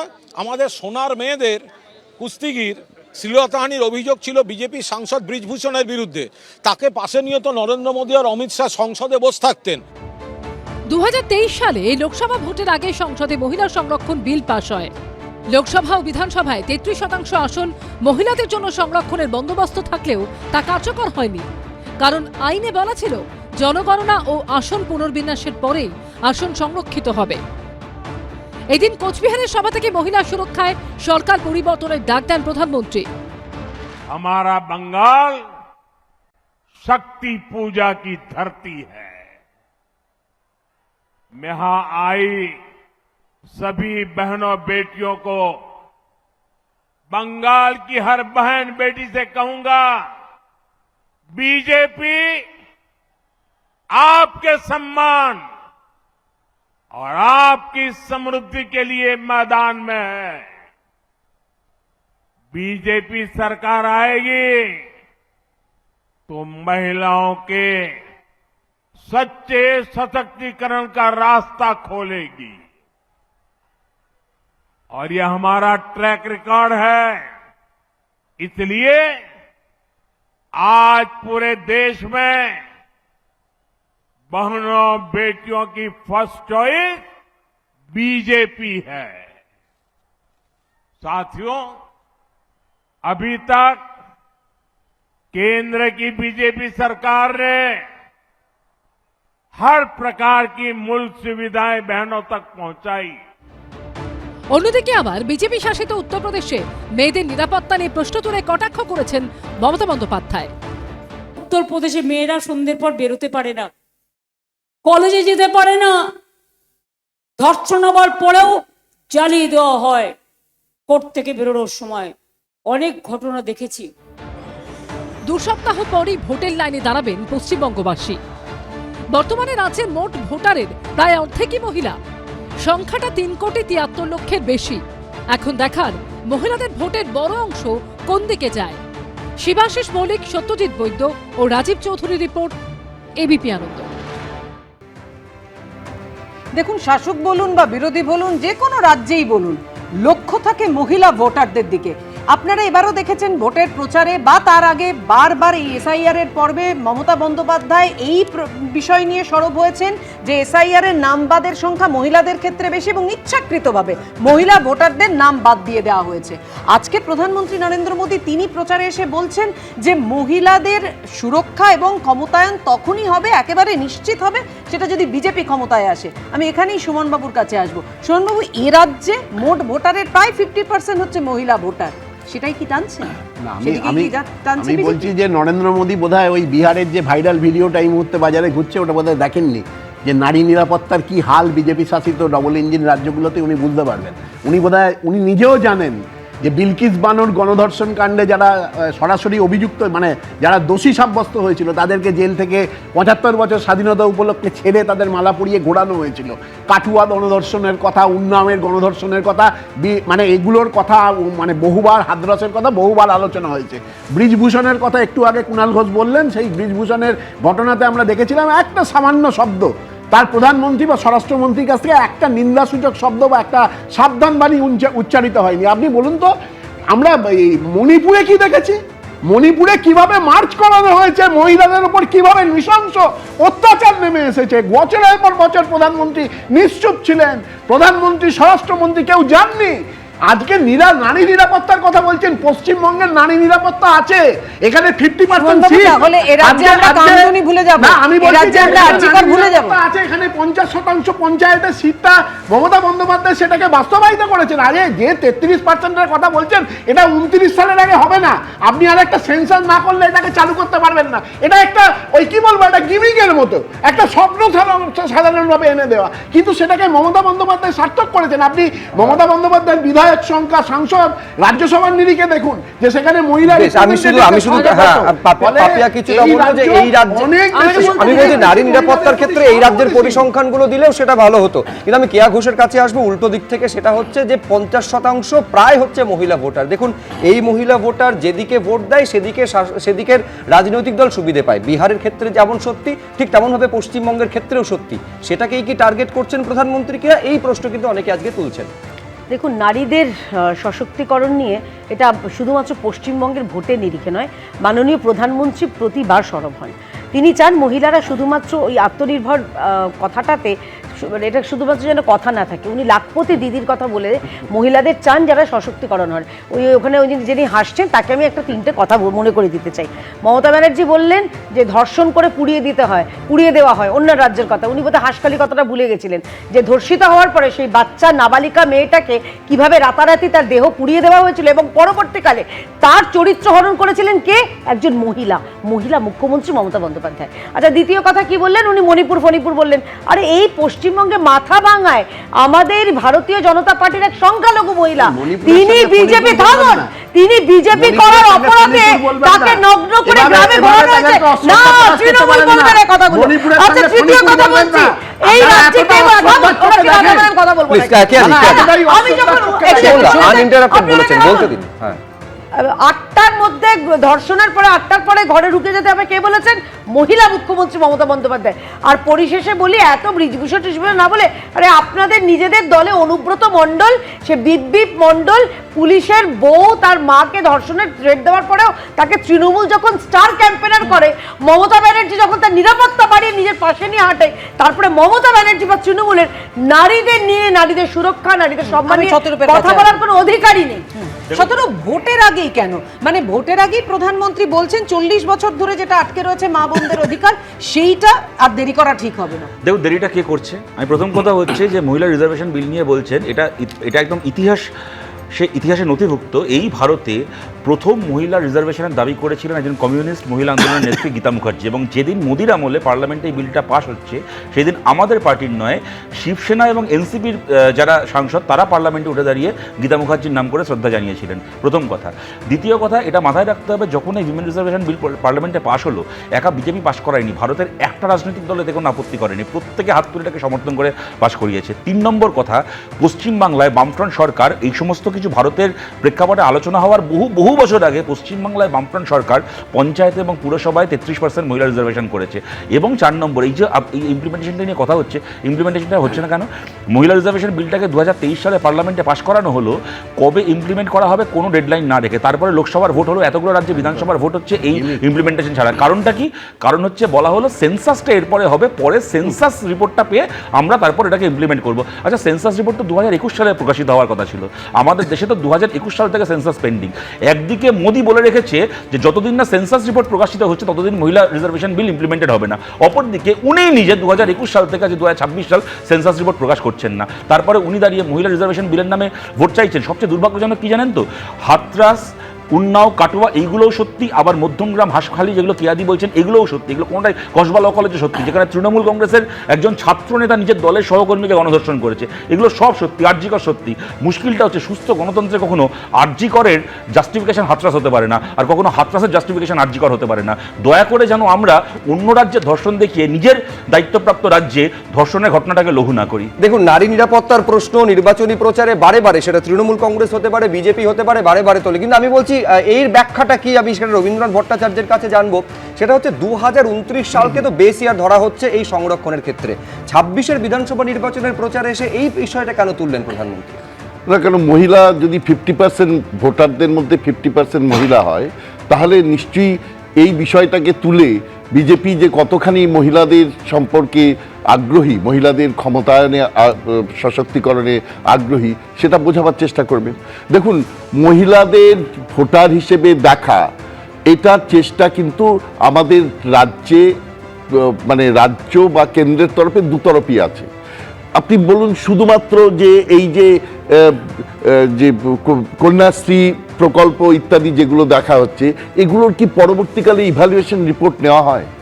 আপনি দেখবেন কন্যাশ্রী রিপোর্টে কন্যাশ্রী প্রজেক্ট নিয়ে এত বড় বড় কথা হয়, কিন্তু কন্যাশ্রীর যে প্রকল্পের টাকা সে নিয়ে ডাউরি দিয়ে কতজন বলেছে যে ডাউরি এটা বেড়ে গেছে, যে কন্যাশ্রী প্রকল্পের টাকা নিয়ে ডাউরি দিয়ে মেয়েদেরকে বিয়ের ব্যবস্থা করে দেওয়া হচ্ছে।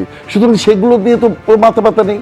অর্থাৎ কোনো না কোনোভাবে সে রাজ্য বেটি বাঁচাও বেটি পড়াওই হোক বা কন্যাশ্রী হোক, এই প্রকল্পগুলো দিয়ে চেষ্টা করা হয় মহিলা ভোটকে ধরে রাখার। কিন্তু মহিলাদের সামর্থ্য বিকাশের ক্ষেত্রে, অর্থাৎ মহিলারা কর্ম কতখানি আসছেন, তাদের মানে কম্পিউটার ডেভেলপমেন্টের ক্ষেত্রে তাদেরকে নিয়ে আসা, তাদেরকে চাকরির ব্যবস্থা করা, এই জায়গায় কোনো আপনি দিশা পাবেন না, না কেন্দ্রের তরফে না রাজ্যের তরফে। সুতরাং কেন্দ্র এবং রাজ্যের তরফে এমন কিছু দিশা নিয়ে আসা দরকার, যেখানে কর্ম প্রকল্পের দরকার। আমাদের এই যে কন্যাশ্রী প্রকল্প আর এই প্রকল্প, এগুলোর সঙ্গে সেই ক্যাপাবিলিটি দরকার, আপনারা করুন, কিন্তু তার সঙ্গে সঙ্গে আপনি বলছেন অনুদান নয়, ইনভলভমেন্টটা আরো বেশি। অনুদানের রাজনীতিটা পশ্চিমবঙ্গে দীর্ঘদিন ধরে চলছে, এবং মহিলাদের সম্পর্কে তো অনুদান সবচেয়ে বেশি পরিমাণে আছে। তার কারণ হচ্ছে মহিলারা 50%, অর্থাৎ আমি বলছি ভোটার মহিলারা পাচ্ছে নাকি শুধু ভাতা নিয়েই তাদের সন্তুষ্ট থাকতে হচ্ছে? কর্মসংস্থানের প্রশ্নে, সুরক্ষার প্রশ্নে, নিরাপত্তার প্রশ্নে। আবার দেখুন, যে উত্তর খুঁজতে একেবারে আবেদন জানিয়েছিলেন ফারাক্কার কংগ্রেস প্রার্থী মহতাব শেখ, অবশেষে তার নিষ্পত্তি হলো। রাজ্যে এসআইআর ট্রাইব্যুনাল প্রথম আবেদনে নিষ্পত্তি করলো। সুপ্রিম কোর্টের নির্দেশে আজ ফারাক্কার কংগ্রেস প্রার্থী মহতাব শেখের নাম বাদের মামলার রায় দিল ট্রাইব্যুনাল। অবিলম্বে ভোটার তালিকায় তার নাম তুলতে হবে নির্বাচন কমিশনকে। অবশেষে স্বস্তিতে ফারাক্কার কংগ্রেস প্রার্থী মহতাব শেখের নাম অবিলম্বে ভোটার তালিকায় তোলার নির্দেশ দিল ট্রাইব্যুনাল। সুপ্রিম কোর্টের নির্দেশে রবিবারই আবেদনের নিষ্পত্তি করল কলকাতা হাইকোর্টের অবসরপ্রাপ্ত প্রধান বিচারপতি টিএস শিবগানমের বেঞ্চ। ফলে ভোটে লড়ার ক্ষেত্রে কংগ্রেস প্রার্থী মহতাব শেখের আর কোনো বাধা রইল না। এটিই রাজ্যে এসআইআর ট্রাইব্যুনালের প্রথম রায়।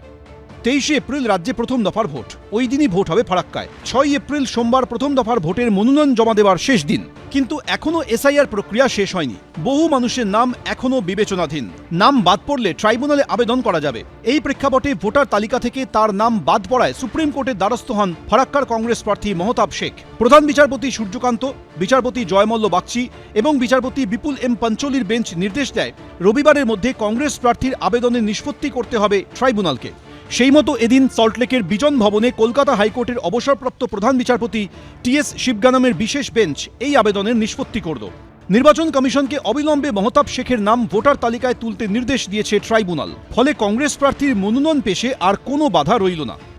অনেক মানুষের নাম কেটে গেছে, তারা বৈধ ভোটার অবৈধভাবে কেটে গেছে। এই যে মাননীয় প্রধানমন্ত্রী আসছেন, এখান থেকে যে 12 জন সাংসদ হয়েছেন, তো সেই 12 জন সাংসদের মধ্যে তো এখানকার যাদের অবৈধ বলছেন সব অনেককে, অবৈধ ভোটারদের থেকে ভোটটা নিলেন, প্রধানমন্ত্রী হলেন বলে সেই প্রধানমন্ত্রীত্বে চলছে গোটা ক্যাবিনেট। আপনাদের তো রিজাইন করা উচিত। কোর্টের নির্দেশে এই জিনিস চলছে, ট্রাইব্যুনাল চলছে, নির্বাচন কমিশনও এর মধ্যে রয়েছেন।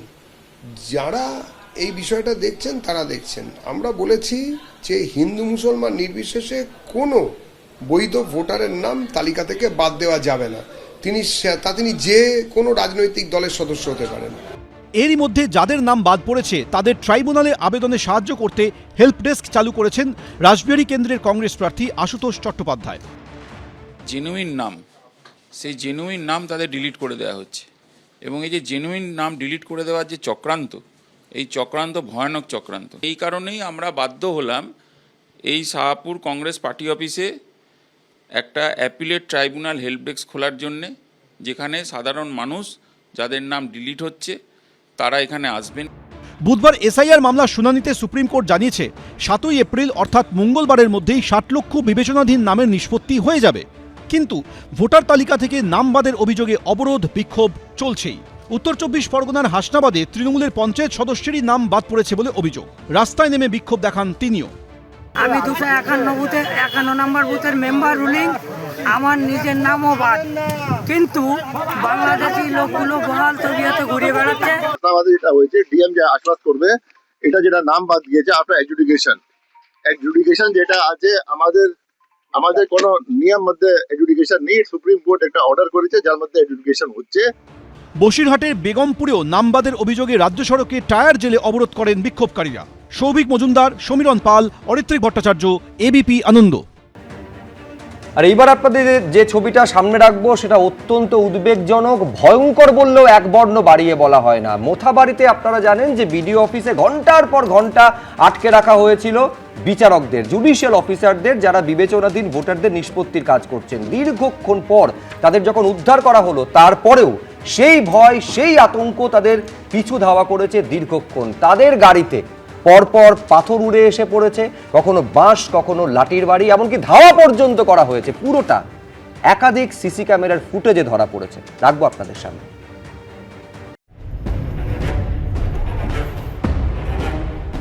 হাড় কাঁপানো, গা শিউরে ওঠার মতো ভয়ঙ্কর ছবি।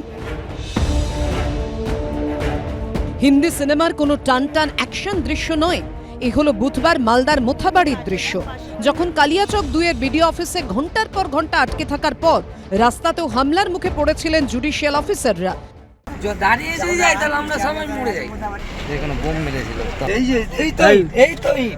High Court, take care of my children. Take care of my children if something happens to me. সেই মুহূর্তে ভয়ঙ্কর ছবি ধরা পড়েছে রাস্তায় লাগানো সিসিটিভি ক্যামেরায়।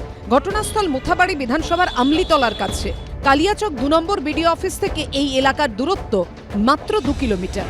2.5 মিনিটে সিসিটিভি ফুটেজে দেখা যাচ্ছে কিভাবে জুডিশিয়াল অফিসারদের গাড়িগুলোকে বারবার আটকানোর চেষ্টা চলছে হামলা। এই যে রাস্তা রয়েছে যেখান থেকে আমি দাঁড়িয়ে রয়েছি, এখান থেকে 2 কিলোমিটার দূরত্ব হচ্ছে কালিয়াচক 2 নম্বর বিডিও অফিস। সেখান থেকে যখন জুডিশিয়াল অফিসারদের উদ্ধার করে কনভয় আসছিল, দেখতে পাওয়া যায় যে 4-4টি গাড়ি, সেই গাড়ি যখন এখানে এসে পৌঁছায়, সেই গাড়ি একবার ব্লক করে দেওয়া হয় এই রাস্তায়। স্থানীয় বাসিন্দাদের দাবি, বিক্ষোভের জেরে দীর্ঘক্ষণ আটকে থাকার পর বুধবার রাত 11:48 মিনিটে বিডিও অফিস থেকে বের হয় বিচারকদের কনভয়।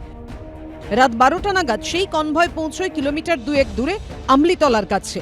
সেই সময়ের ভয়ঙ্কর ছবি উঠে এসেছে সিসিটিভি ফুটেজে। তাতে দেখা যাচ্ছে প্রথমে কনভয়ের 4টি গাড়ি দ্রুত গতিতে বেরিয়ে গেল, আর ছায়ার মতো তাদের ধাওয়া করছে একের পর এক মোটর বাইক। কিন্তু সামনে রাস্তা আটকানোয় বিচারকদের গাড়ির কনভয়ের গতি কমে যায়, আর পিছু ধাওয়া করা বাইকগুলোর গতিবেগ এতটাই বেশি যে টাল সামলাতে না পেরে বিচারকদের কনভয়ের গাড়িতে ধাক্কা মারে একটি মোটর বাইক। রাস্তার পাশে ছিটকে পড়েন চালক। একটি গাড়ির গতি এতটাই বেশি ছিল, এক জুডিশিয়াল অফিসারের গাড়ির পেছনে গিয়ে ধাক্কা মারে এবং ধাক্কা মেরে মোটর বাইক থেকে ছিটকে ওই ব্যক্তি মাটিতে পড়ে যাচ্ছে। দীর্ঘক্ষণ রাস্তাতেই পড়ে থাকতে দেখা যায় ওই বাইক আরোহীকে। ততক্ষণে পড়ে থাকা সেই বাইককে পাশ কাটিয়ে বেরিয়ে যায় বিচারকদের কনভয়ের আরো 5টি গাড়ি, সঙ্গে ধাওয়া করা অজস্র মোটর বাইক। সেই গাড়িগুলো সামনের দিকে এগিয়ে যেতেই পড়ে যাওয়া মোটর বাইক ঘিরে বিক্ষোভকারীদের জটলা তৈরি হয়ে যায়।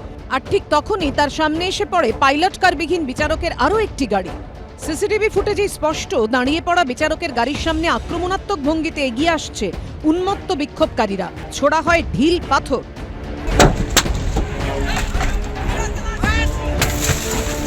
আরও 2টি গাড়ি আসে, যার মধ্যে একটি গাড়িতে হচ্ছে নীলবাতি লাগানো রয়েছে।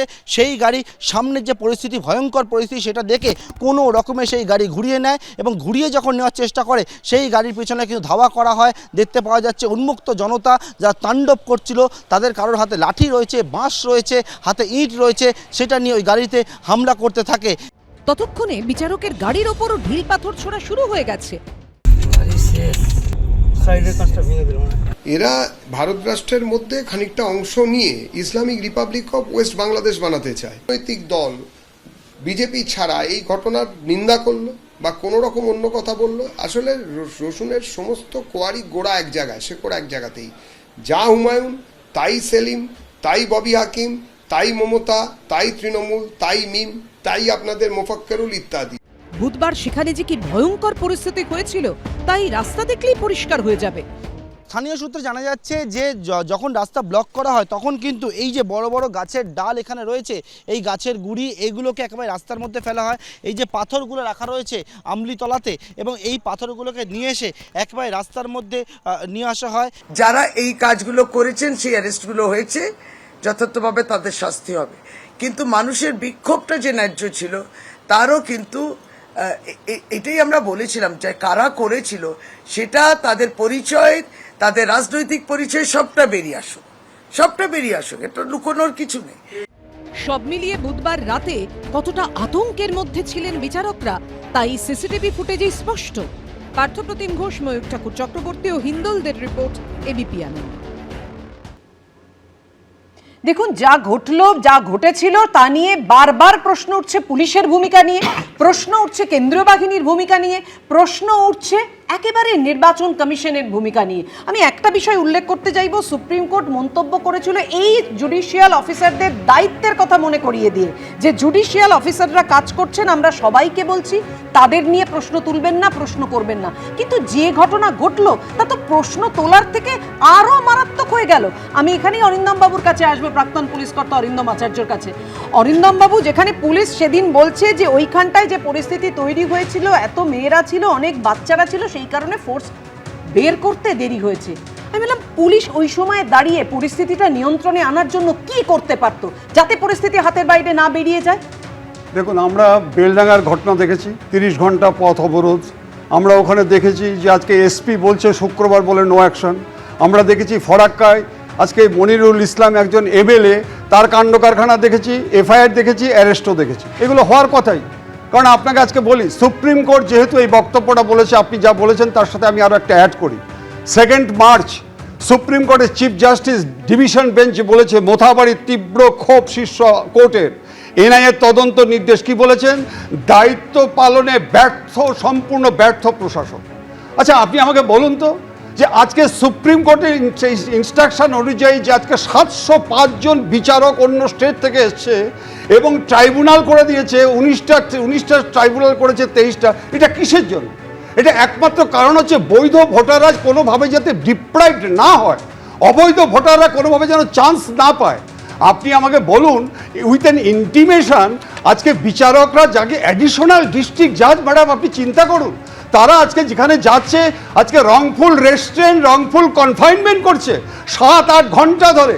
আপনি আমাকে বলুন যে অ্যাডভোকেট মহাশয়, আজকে যে বক্তব্যটা জ্বালাময়ী বক্তব্য, তার আগে আরও একজন অ্যাডভোকেট, সেখানে যে দীর্ঘদিন ধরে ভারত বিরোধী চক্রান্তগুলো চলছে, আজকে আপনারা ফুটেজগুলো দেখান। আমি বলতে চাচ্ছি আজকে যে যারা আজকে এই যে দৃশ্যটা আপনারা দেখাচ্ছেন, এগুলো আমরা ভুক্তভোগী। আমার বক্তব্য যে মা মাটি মানুষ আমরা বলে থাকি, কিন্তু মা চোখে জল, মাটি আজকে রক্তাক্ত, মানুষ আজকে অমানুষ হয়ে গেছে। এই অমানুষের জন্যই কিন্তু আজকে সুপ্রিম কোর্ট এই দায়িত্বটা দিয়েছিল যে আজকে ঠিক মতো। আমি শেষ করছি একটা কথা বলে, এতদিন আমরা স্টেট গভর্নমেন্ট নো অ্যাকশন বলছি। 15ই মার্চ থেকে যখন সেন্ট্রাল বাহিনী নিয়েছে, আপনি আমাকে বলুন এত বড় অধিকার কি করে পেল? কেন আজকে প্রম্পট ইন্টারঅ্যাকশন হলো না? কেন আজকে অ্যারেস্ট হলো না?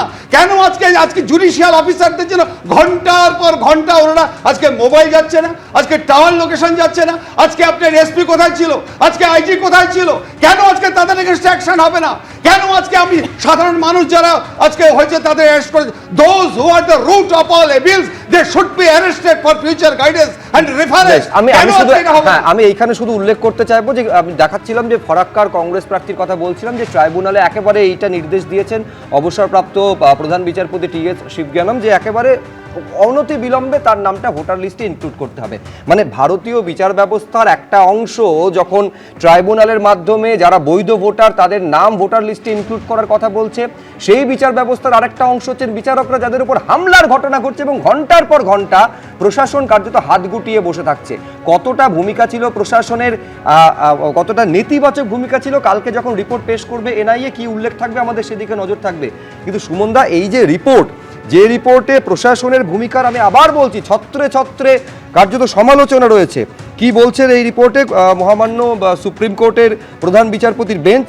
It also pains us to observe that the manner in which the chief secretary, the home secretary, the DGP, the collector, মানে এখানে হচ্ছে জেলা শাসক, and the superintendent of police have acted is highly deplorable. প্রবল সমালোচনা করছেন এই রায়ের মধ্যে দিয়ে। আমি বলছি এর মধ্যে তো মুখ্য সচিব, ডিজি, জেলা শাসক এবং এসপিকে শোকজ পর্যন্ত করা হয়েছে। কি ভূমিকা ছিল, কেন বিলম্ব হলো, এনআইএ খতিয়ে দেখবে, কিন্তু প্রশাসন, রাজ্য প্রশাসন তার দায় কখনো এড়াতে পারে নাকি?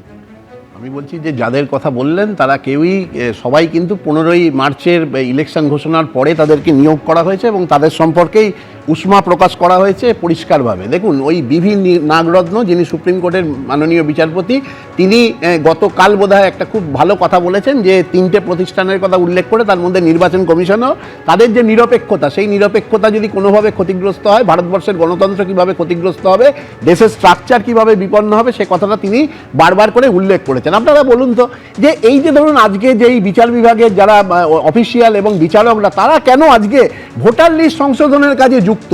তার মানে হচ্ছে মূল যে জায়গাটা, সেটা ভাবুন যে নির্বাচন কমিশনের ওপর কোনো বিশ্বাস নেই, সুপ্রিম কোর্ট নির্বাচন কমিশনের উপর কোনো বিশ্বাসযোগ্যতা নেই। পুরোটা বলতে হবে না, আপনি বলবেন। সুপ্রিম কোর্ট এই কথা বলেছিল, আমরা নির্বাচন কমিশন বা রাজ্য সরকার কাউকে আমরা একেবারে সার্টিফাই করছি না, খুব খারাপ, কাউকে রাজ্য সরকার খুব খারাপ, কিন্তু নির্বাচন কমিশনের উপরেও তো কোনো তাদের কোনো বিশ্বাসযোগ্যতা নেই, সেটা তো প্রমাণ হয়েছে যে নির্বাচন কমিশন তারা এই তাড়াহুড়ো করতে গিয়ে তারা তো এই যে গোটা প্রসেসটা, এই প্রসেসটাকে কিন্তু ক্রমশ মানে অনিশ্চয়তার দিকে ঠেলে দিয়েছে প্রথম। দ্বিতীয়ত হচ্ছে যে আপনারা এই জিনিসটা, এই যে গোটা ঘটনাটা এতক্ষণ ধরে কেন তারা ওয়েট করলো, এই যে কথাগুলো বারবার ধরে আমরা আলোচনা করছি না, আমার মনে হচ্ছে যে গোটা এই পর্বটা, এই যে অপেক্ষার যে পর্বটা, সেই পর্বটাতে কোথাও এই পণবন্দি হিসেবে বিচারকদের ব্যবহার করা হয়নি তো, মানে অর্থাৎ তাদেরকে রেখে একটা সার্বিকভাবে একটা অবস্থা তৈরি করে। আরে পশ্চিমবঙ্গ দিনের শেষে যদি এই ধরনের ঘটনা ঘটে, তাহলে অন্তত পশ্চিমবঙ্গের ভাবমূর্তিটা সর্বভারতীয় ক্ষেত্রে খারাপ করা যাবে, তার থেকেও তো কিছু ফায়দা আমরা নিতে পারবো। ফলে এই যে বিজেপি অতি আক্রমণাত্মক,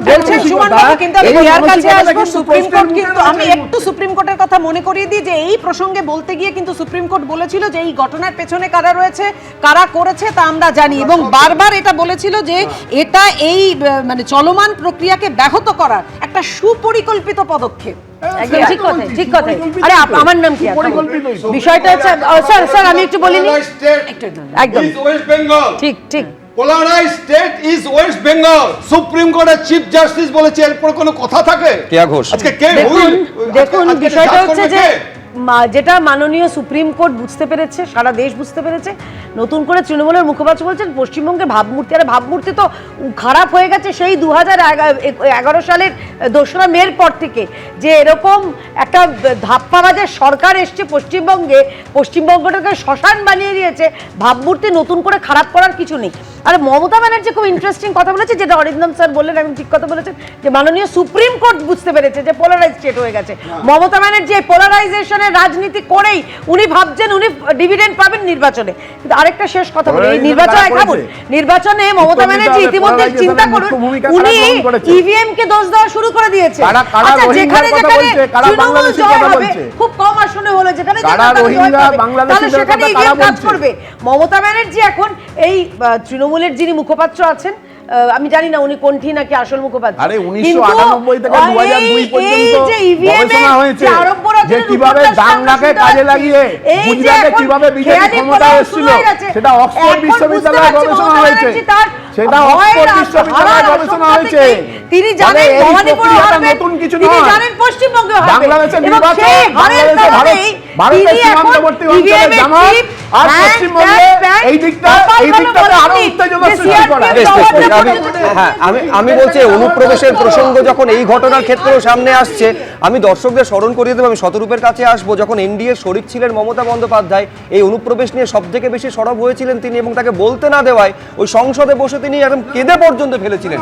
কিন্তু আমি এইখানে দর্শকদের সামনে আমি দর্শকদের সামনে রাখবো ঘটনাক্রম। সেদিন ঘন্টার পর ঘন্টা এই কালিয়াচক 2 নম্বর যে বিডিও অফিস, যেখানে বিবেচনাধীন ভোটারদের নিষ্পত্তির কাজ বিচারকেরা করছেন, পুরো দুটো গেট কার্যত ঘেরাও করে রাখা হয়েছিল। এই ঘেরাওয়ের সামনে ছিলেন মহিলারা। একটা সময় কেন্দ্রীয় বাহিনীর জওয়ান তাদের সরিয়ে দেয়, কিন্তু তারা সেখান থেকে সরেননি। তারপর প্রচণ্ড বিরোধিতার মধ্যে তাদের সেখান থেকে বের করা হলেও, আমি আবার বলছি, ভয় আতঙ্ক তাদের পিছু ছাড়েনি। রাত্রিবেলা পর্যন্ত যখন তারা যাচ্ছেন, তাদের উপর হামলার ঘটনা ঘটেছে। ঘটনাক্রমটা আমি এইখানে আপনাদের সামনে রাখবো, তারপর শতরূপ ঘোষ।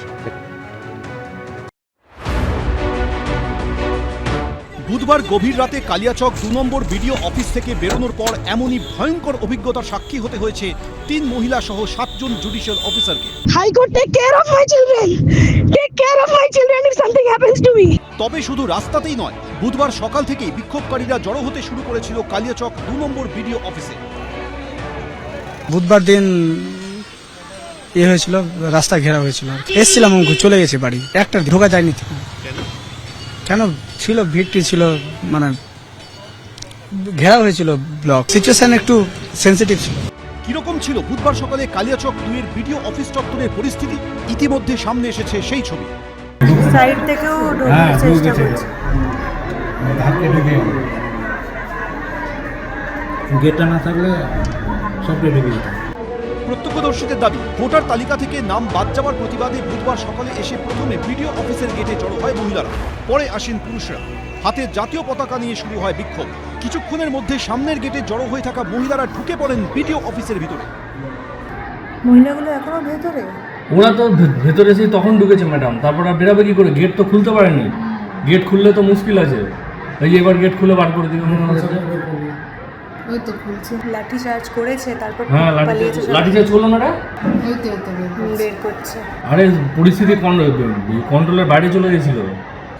এরপর সময় যত এগোতে থাকে, তত ভিড় বাড়ে বিডিও অফিস চত্বরে। অথচ পুলিশের পাশাপাশি সেখানে মোতায়েন ছিল কেন্দ্রীয় বাহিনীও। এখানেই প্রশ্ন, বিক্ষোভকারীদের সংখ্যা যে বাড়ছিল, তা দেখে পরিস্থিতি কোন দিকে যেতে পারে তা কেন আজ করতে পারলেন না প্রশাসনের কর্তারা?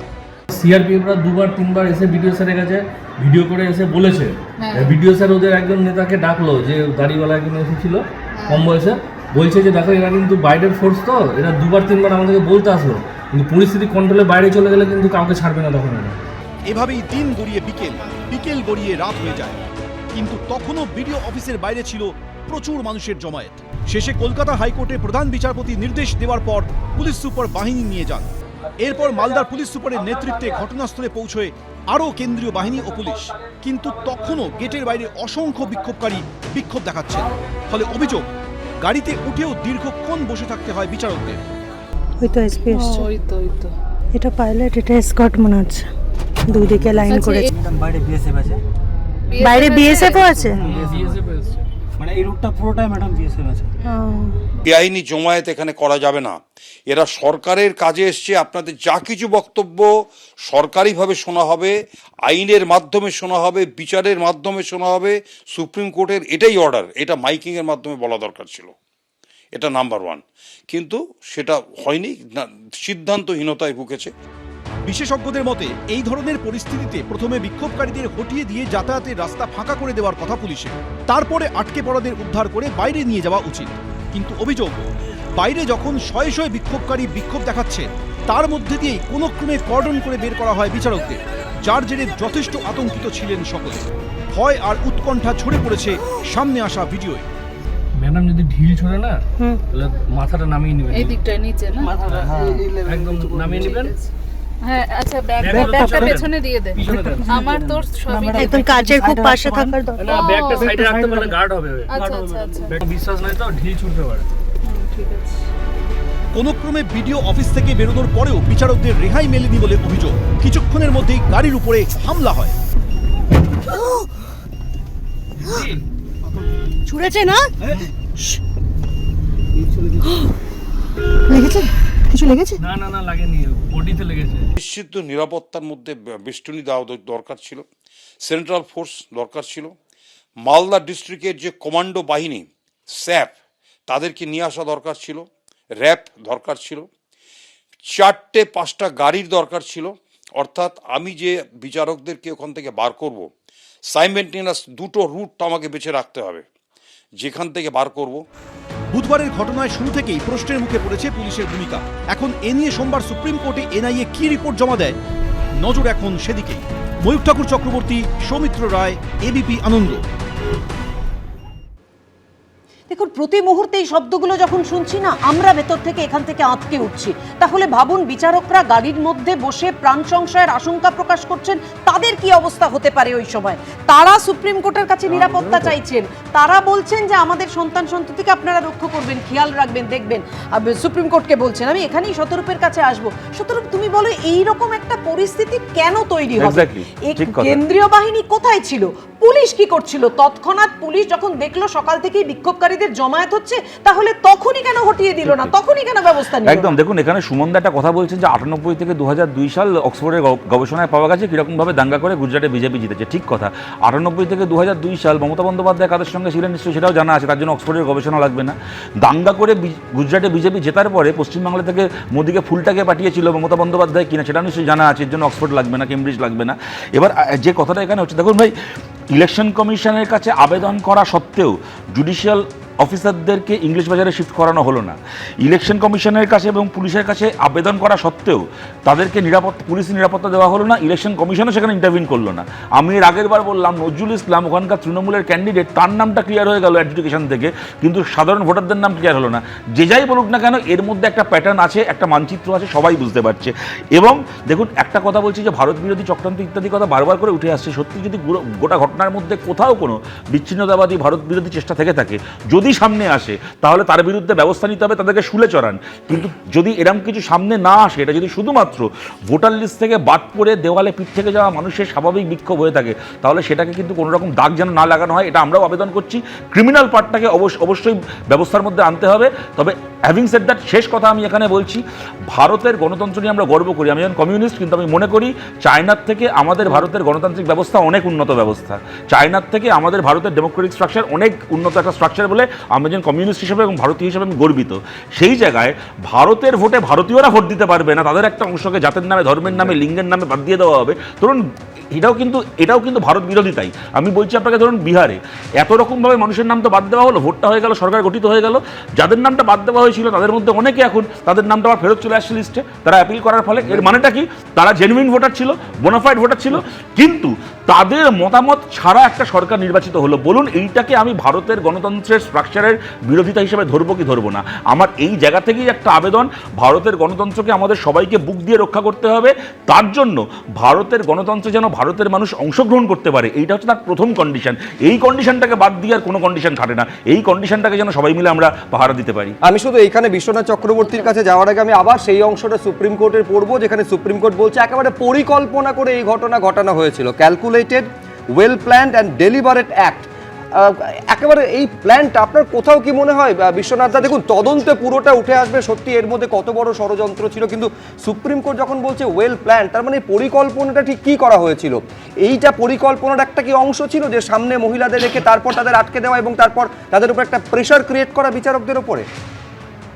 আমি পরিষ্কার করে বলছি যে মেজর মানে রাজ্যের শাসক দলের যদি মিনিমাম প্রশ্রয় আশ্রয় না থাকে তাহলে এত বড় মব এবং তারপরে পুলিশ কোনো ব্যবস্থা নেয় না, লোকাল পুলিশ কোনো ব্যবস্থা নেয় না, এটা হতে পারে না। শাসক দলের প্রত্যক্ষ মদত আছে। এখন প্রশ্ন হচ্ছে যে এটা কোয়ালিশনের মাধ্যমে করা হয়েছে কিনা। এই চমকানোটা বিচারপতিদের যে চমকাবে, এটা কিন্তু মানে চমকানোর জায়গা থেকেই করানো হয়েছে এবং এখানে পরিষ্কার যে একটা জোট তৈরি হয়েছিল কিনা, তাতে মিম থেকে শুরু করে তৃণমূল কংগ্রেস থেকে শুরু করে আরো রাজনৈতিক দল থাকতে পারে, আরো রাজনৈতিক দল থাকতে পারে। ইনফ্যাক্ট আমি মনে করি কংগ্রেসের একটা অংশ থাকতে পারে, আরো অন্য রাজনৈতিক দলও থাকতে পারে। কিন্তু এটা বিচারপতিরা যখন বলছেন এজলাসে বসে যে এটা একটা ষড়যন্ত্র, সংগঠিত ষড়যন্ত্র, তাহলে বুঝতে হবে। এবং ওনারা বলছেন যে আমাদের কাছে নিশ্চিত মানে আছে, আমরা জানি কারা এর পেছনে আছে, তার মানে ডেফিনেটলি একটা ডিজাইনের মধ্যে আছে।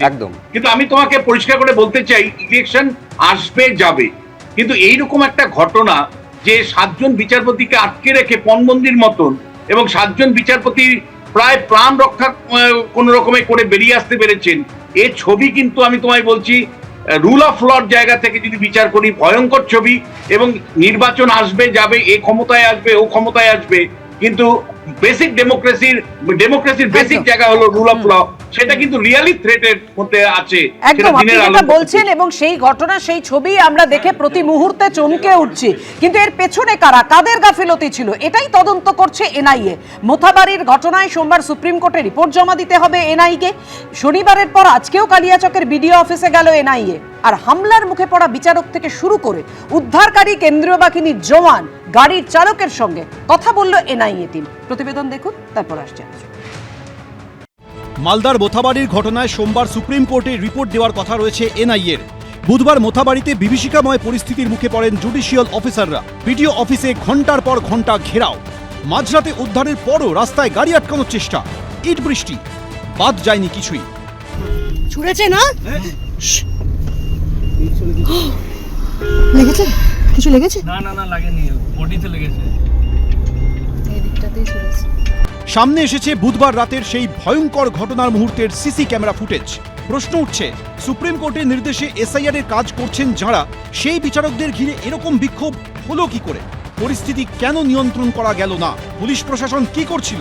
এই সব দিক খতিয়ে দেখে সোমবার সুপ্রিম কোর্টে এনআইএ রিপোর্ট দেওয়ার কথা। তার আগে রবিবার ফের কালিয়াচক 2 নম্বর বিডিও অফিসে গেলেন এনআইএ আধিকারিকরা। 40 জন বিএলওকে ডাকা হয় সেখানে। বুধবার সকাল থেকেই এই বিডিও অফিসের বাইরে বিক্ষোভকারীরা জড়ো হতে শুরু করেন। বেলা বাড়ার সঙ্গে সঙ্গে পরিস্থিতি হাতের বাইরে চলে যায়।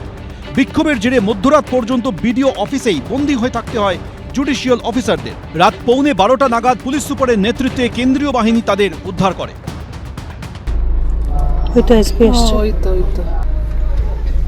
এটা পাইলট, এটা এসকর্ট মনে হচ্ছে।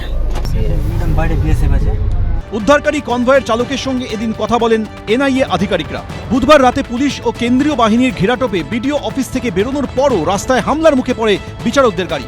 ইটের ঘায়ে ভেঙে যায় কনভয়ের একটি গাড়ির কাচ। ওই গাড়ির চালক মালদা মেডিকেল কলেজ হাসপাতালে ভর্তি রয়েছেন। চিকিৎসকরা অনুমতি দিলেই তার সঙ্গে কথা বলবে এনআইএ। এনআইএ কাকে ধরতো? এনআইএ কি ধরতো? এনআইএ কি করবে? আমার বক্তব্য, যাতায়াত সকলেরই থাকবে। যাতায়াত, বাংলা নির্বাচন, আমরা বাংলার মানুষ এবং আমাদের তৃণমূল কংগ্রেস এই যাতায়াতটা প্রতিনিয়ত অভ্যাস হয়ে দাঁড়িয়েছে, এটা আমরা জানতে পারি। এটা পুরো হচ্ছে পার্সপেক্টিভ। ভারতবর্ষে চোখে বাংলাকে খারাপ দেখানো, এই পার্সপেক্টিভটা মোটামুটি তৈরি। এখানে বোম আছে, এখানে বারুদ আছে, এখানে মানে ভলকেনো আছে। এরকম আক্রমণ বিচারকদের ওপরে, তাও আবার একটা এসআইআর এর মতন জিনিস, যার কিনা কোনো যে কিনা রাজনৈতিকভাবে কোনোভাবেই যুক্ত নয়। কারা ভয় পাচ্ছেন, কেন ভয় পাচ্ছেন? যার কাছে ভালো কাগজপত্র আছে, যাদের কাছে, যারা সুস্থ, যারা এদেশের নাগরিক, তাদের ভয় পাওয়ার কি আছে? কোথাও না কোথাও তো কিছু না কিছু পাওয়াই যাবে। পাশাপাশি হামলার মুখে পড়া বিচারকদের সঙ্গেও কথা বলছে এনআইএ টিম। রবিবার বালিগঞ্জে গিয়ে এক মহিলা বিচারকের সঙ্গে কথা বলেন তারা। সুকান্ত মুখোপাধ্যায়, সোমক লাহিড়ী, আবির দত্ত, এবিপি আনন্দ। আমি রবীন্দ্রনাথ ভট্টাচার্যের কাছে আসবো। এই ঘটনার পেছনে ষড়যন্ত্রের সম্ভাবনা সেটাও কিন্তু এনআইএ উড়িয়ে দিচ্ছে না বলে সূত্র মারফত জানা যাচ্ছে। নিঃসন্দেহে কালকে রিপোর্টে কি দেবে সেদিকে নজর থাকবে, কিন্তু আমি বলছি যদি একটা সুনির্দিষ্ট পরিকল্পনা না থাকে, এর পেছনে যদি বড় কোনো মাথা না থাকে, কোথাও কি মনে হয় যে এত বড় একটা ঘটনা যেখানে বিচারকদের প্রাণ সংশয় হয়ে গেল সম্ভব? দেখুন, একদমই মানে এটা কোনোভাবে সম্ভব নয়। খুব অদ্ভুতভাবে স্ট্র্যাটেজিটা দেখুন, এটার সঙ্গে না মানে কোনো না কোনোভাবে নন্দীগ্রাম সিঙ্গুর আন্দোলনের একটা অদ্ভুত মিল পাচ্ছি। এই যে শিশু মহিলাদের প্রথম দিকে এগিয়ে দেওয়া, রাস্তায় বাঁশ ফেলে দেওয়া, রাস্তায় মানে রাস্তা কেটে দেওয়া হয়েছে, কেটে দেওয়া, গাছ ফেলে দেওয়া, এই যে ট্যাকটিক্সগুলো মানে রণকৌশলগুলো, সেইটা কিন্তু অদ্ভুতভাবে সিঙ্গুর নন্দীগ্রামের সঙ্গে সাযুজ্যপূর্ণ। দ্বিতীয় নম্বর দেখুন, মানে সেটা এনআইএর খতিয়ে দেখা দরকার। দ্বিতীয় যে জিনিসটা আপনি ভালো করে দেখুন, এর সঙ্গে প্রশাসনের একাংশ নিশ্চিতভাবে যুক্ত। কখনো হতে পারে না প্রশাসন যদি এর সঙ্গে যুক্ত না থাকে, এই গোটা চক্রান্ত যেটা হয়েছে, যেটার কথা সুপ্রিম কোর্ট বলছে, তার সঙ্গে যুক্ত না থাকলে এতক্ষণ ধরে সিদ্ধান্তহীনতায় কোনো ডিস্ট্রিক্ট ম্যাজিস্ট্রেট, কোনো এসপি ভুগতে পারে না, যিনি রাত 8টা-11টার সময় ওইখানে প্রথম দর্শন দিচ্ছেন। এরকম হতে পারে না। প্রশাসনের কারা কারা এর সঙ্গে যুক্ত নির্দিষ্টভাবে এনআইএর খুঁজে বের করা দরকার, না হলে কিন্তু এতে যাওয়া যাবে না। তৃতীয় যে জিনিসটা দরকার, যে দেখুন এই যে গোটা তাদেরকে বের করে দেওয়া হলো, এই যে ইলেকশন কমিশনের কোনোভাবে দায় এড়াতে পারে? তারা এতবার করে বললেন যে আমাদেরকে একটু অন্য জায়গায় দিন, আমরা একটা ন্যারো রাস্তা তার মধ্যে এমনভাবে রাখা হলো যে ওই ন্যারো রাস্তার মধ্যে কিন্তু একটা গাড়ি গেলে দ্বিতীয় গাড়ি যাবে না, সেই রকম একটা ন্যারো রাস্তার মধ্যে তাদেরকে রেখে দেওয়া হলো। এই গোটা ঘটনাটাতে ইলেকশন কমিশন সাংঘাতিকভাবে দায়ী, এবং আমার তো ধারণা ইলেকশন কমিশনও কোনো না কোনোভাবে এর সঙ্গে যুক্ত।